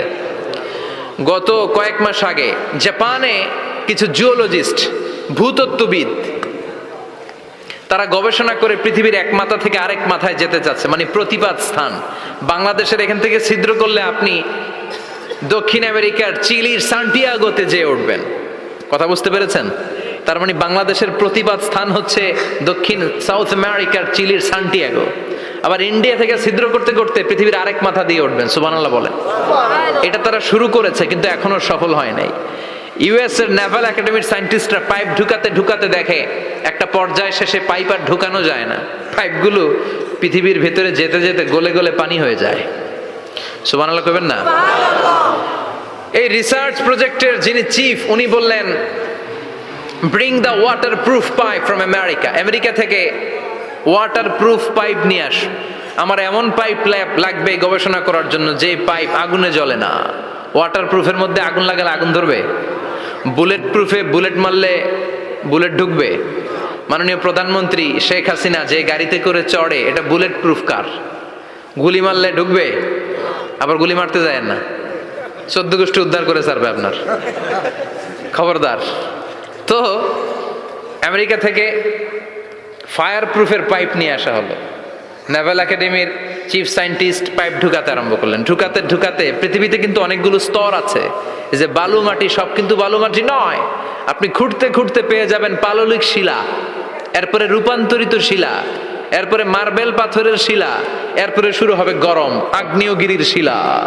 ওই শিলার ভেতরে এমন আগুন আল্লাহ রেখেছে, ওই নেভাল একাডেমির সায়েন্টিস্টরা ফায়ার প্রুফের পাইপ ঢুকাতে ঢুকাতে একটা লেভেল যাওয়ার পরে দেখে যে ফায়ার প্রুফের পাইপও গলে গলে মুহূর্তে পানি হয়ে যায়। তার মানে ভেতরে এমন আগুন আল্লাহ রেখেছে, ওই আগুনের তুলনায় পৃথিবীর আগুনের মতো নয়। ওই আগুনটাই জাহান্নামের আগুন। আবার বিজ্ঞানীরা গবেষণা করে ওই আগুনের মধ্যে মানুষের চিৎকার শুনেছে। এজন্য হাদিসে এসেছে আল্লাহর ওলিরা, মুমিন বান্দারা মারা গেলে তাদের রূহগুলো আকাশে চলে যায়, ইল্লিনে চলে যায়। আর কাফের মুশরিক আর নাস্তিকগুলো মারা গেলে তাদের আত্মাগুলো পৃথিবীর মাঝখানে সিজ্জিনে চলে যায়। ওই সিজ্জিনের ভেতরে আগুন আছে না নাই? চিল্লায় বলেন। তার মানে পাতালপুরীর কথাও আছে, সাগরের কথাও আছে, আকাশের কথাও আছে। কেমন করে দুনিয়াতে আমরা আসলাম সেটাও আছে। এমব্রয়োলজি, ভ্রূণ তত্ত্বের কথা কোরআনে আছে না নাই? পৃথিবীতে আল্লাহ কয়েক সিস্টেমে মানুষ বানালেন। সৈয়দনা আদমকে বানালেন, মাও নাই বাবাও নাই। সৈয়দনা আদম আলাইহিস সালামের বাবার নাম কি? মায়ের নাম কি? মাও নাই বাবাও নাই। আবার সৈয়দনা ঈসা আলাইহিস সালামকে আল্লাহ তৈরি করলেন, শুধু মা আছে বাবা নাই। আবার আমাদের সবাইকে আল্লাহ বানালেন, মাও আছে বাবাও আছে, ঠিক কিনা? এরপরে ছোট্ট এক ফোঁটা নাপাক থেকে আল্লাহ আমাদেরকে বানালেন। এই এক ফোঁটা বীর্যের মধ্যে যে প্রাণ আছে, এটা দুইজন বিজ্ঞানী আবিষ্কার করেছে। লিয়েন হুক মাইক্রোস্কোপ যন্ত্র দিয়ে তারা বীর্যের মধ্যে, স্পার্ম ড্রপের মধ্যে গবেষণা করে পেয়েছে যে ওখানে কি যেন নড়ে, ওই এক ফোঁটা ড্রপের মধ্যে কি যেন নড়ে। সেখান থেকে ওরা আবিষ্কার করেছে এই স্পার্মের ভেতরে, শুক্রাণুর ভেতরে প্রাণের অস্তিত্ব আছে। এক ফোঁটা স্পার্মে, এক ফোঁটা বীর্যের মধ্যে 20 কোটি যদি শুক্রাণু না থাকে, ওই স্পার্ম থেকে আল্লাহ বেবি দেয় না, সন্তান দেয় না। সুবহানাল্লাহ কোন? এজন্য আল্লাহ বললেন, হাল আতা আলাল ইনসানি হিনুম মিনাদ দাহরি লাম ইয়াকুন শাইআম মাযকুরা। ও মানুষ, কেন এত অহংকার করো? নজর করে তোমার জীবনের শুরুটার দিকে একটু তাকাও। কি ছিলা তুমি? এক ফোঁটা নাপাক পানি, একটা স্পার্ম ড্রপ থেকে এসেছো। ইয়াখরুজু মিন বাইনিস সুলবি ওয়াত তারাইব, বাবার পৃষ্ঠদেশ থেকে মায়ের গর্ভদেশের মধ্যে তোমাকে নিয়ে গেল কে? সেখান থেকে ফি যুলুমাতিন সালাস, 3টা প্যাকেট দিয়ে মায়ের পেটের মধ্যে তোমাকে প্রিজার্ভ করলো কে? আল্লাহ প্রত্যেকটা স্টেজ কোরআনে বলে দিয়েছেন। ফি যুলুমাতিন সালাস, 3টা অন্ধকার প্রকোষ্ঠে আল্লাহ আমাদেরকে প্রিজার্ভ করেছেন। মায়ের ফুলের একটা প্যাকেট, মায়ের জরায়ুর একটা প্যাকেট, আবার মায়ের পেটের একটা প্যাকেট। ওই প্যাকেটের ভিতরে পৃথিবীর কোন কবিরাজের কবিরাজি কাজে লাগছে? ডাক্তারের ডাক্তারি? কোন কবিরাজ আমগরে খাওয়াইছে? চিল্লায় বলেন তিনি কে? এরপর আল্লাহ বললেন ফি যুলুমাতিন সালাস, এটা অন্ধকার ছিল। যেই টেম্পারেচারে রাখলে তুমি সুস্থ থাকবা, যেই টেম্পারেচারে রাখলে তুমি আস্তে আস্তে বড় হতে পারবা, সেখানে আমি রাখলাম। সেখান থেকে আমরা হয়ে গেলাম জিমেট, সেখান থেকে জাইগট, তারপরে ইমব্রয়ো, তারপরে ফেইটাস, ল্যাটার স্টেজ। প্রথমে ছিলাম ইনিশিয়াল স্টেজ, তারপরে ল্যাটার স্টেজ, আমরা বড় হতে লাগলাম। আল্লাহ আমাদেরকে হার্ট দিলেন, সিস্টনিক ডায়াস্টনিক, অলিন্দ নিলয় শুরু হয়ে গেল। রুহুর ফুৎকার আমাদের হৃদয়ে ভরে দিল কে? আল্লাহ আমাদেরকে স্কেলিটন দিলেন, কঙ্কাল, স্পাইনাল কর্ড দিলেন, আমাদের স্কাল দিলেন, মাথার খুলি দিলেন, লাঞ্চ দিলেন, ফুসফুস দিলেন, গল ব্লাডার দিলেন। যেখানে যেটা ঠিক যেমন ভাবে দেয়া দরকার মায়ের পেটে থাকতেই সেটা দিয়ে দিয়েছে কে? এরপর 8 মাস আমরা মায়ের পেটে মারে কষ্ট দিলাম। ওই মুহূর্তে আমার মা আমার জন্য যতটা কষ্ট করেছে পৃথিবীর কেউ ওই খবর রাখে না। জোরে কোন ঠিক কিনা? বোঝা হয়ে গিয়েছিলাম, একটা বস্তা। আমরা প্রত্যেকে মায়ের পেটে ছিলাম একটা কি এই বস্তা নিয়ে আমার মা খেতে যেত, ঘুমাতে যেত। এই বস্তাটা পেটে করে আমার মা রান্নাঘরে রান্না করত, একদিনও রান্না বন্ধ হয় নাই। এই বস্তাটা নিয়ে আমার মা টয়লেটে যেয়ে বসতে পারতো না। 8 মাস এরকম কষ্ট করেছে। এজন্য মায়ের মনে কষ্ট দিলে আল্লাহর আরশ কেঁপে যায়। মায়ের কাছ থেকে দোয়া নেওয়ার দরকার আছে না নাই? মায়ের মনে কষ্ট দিবেন? মায়ের সাথে বেয়াদবি করবা কেউ? মায়ের থেকে দোয়া নেওয়ার দরকার আছে না নাই?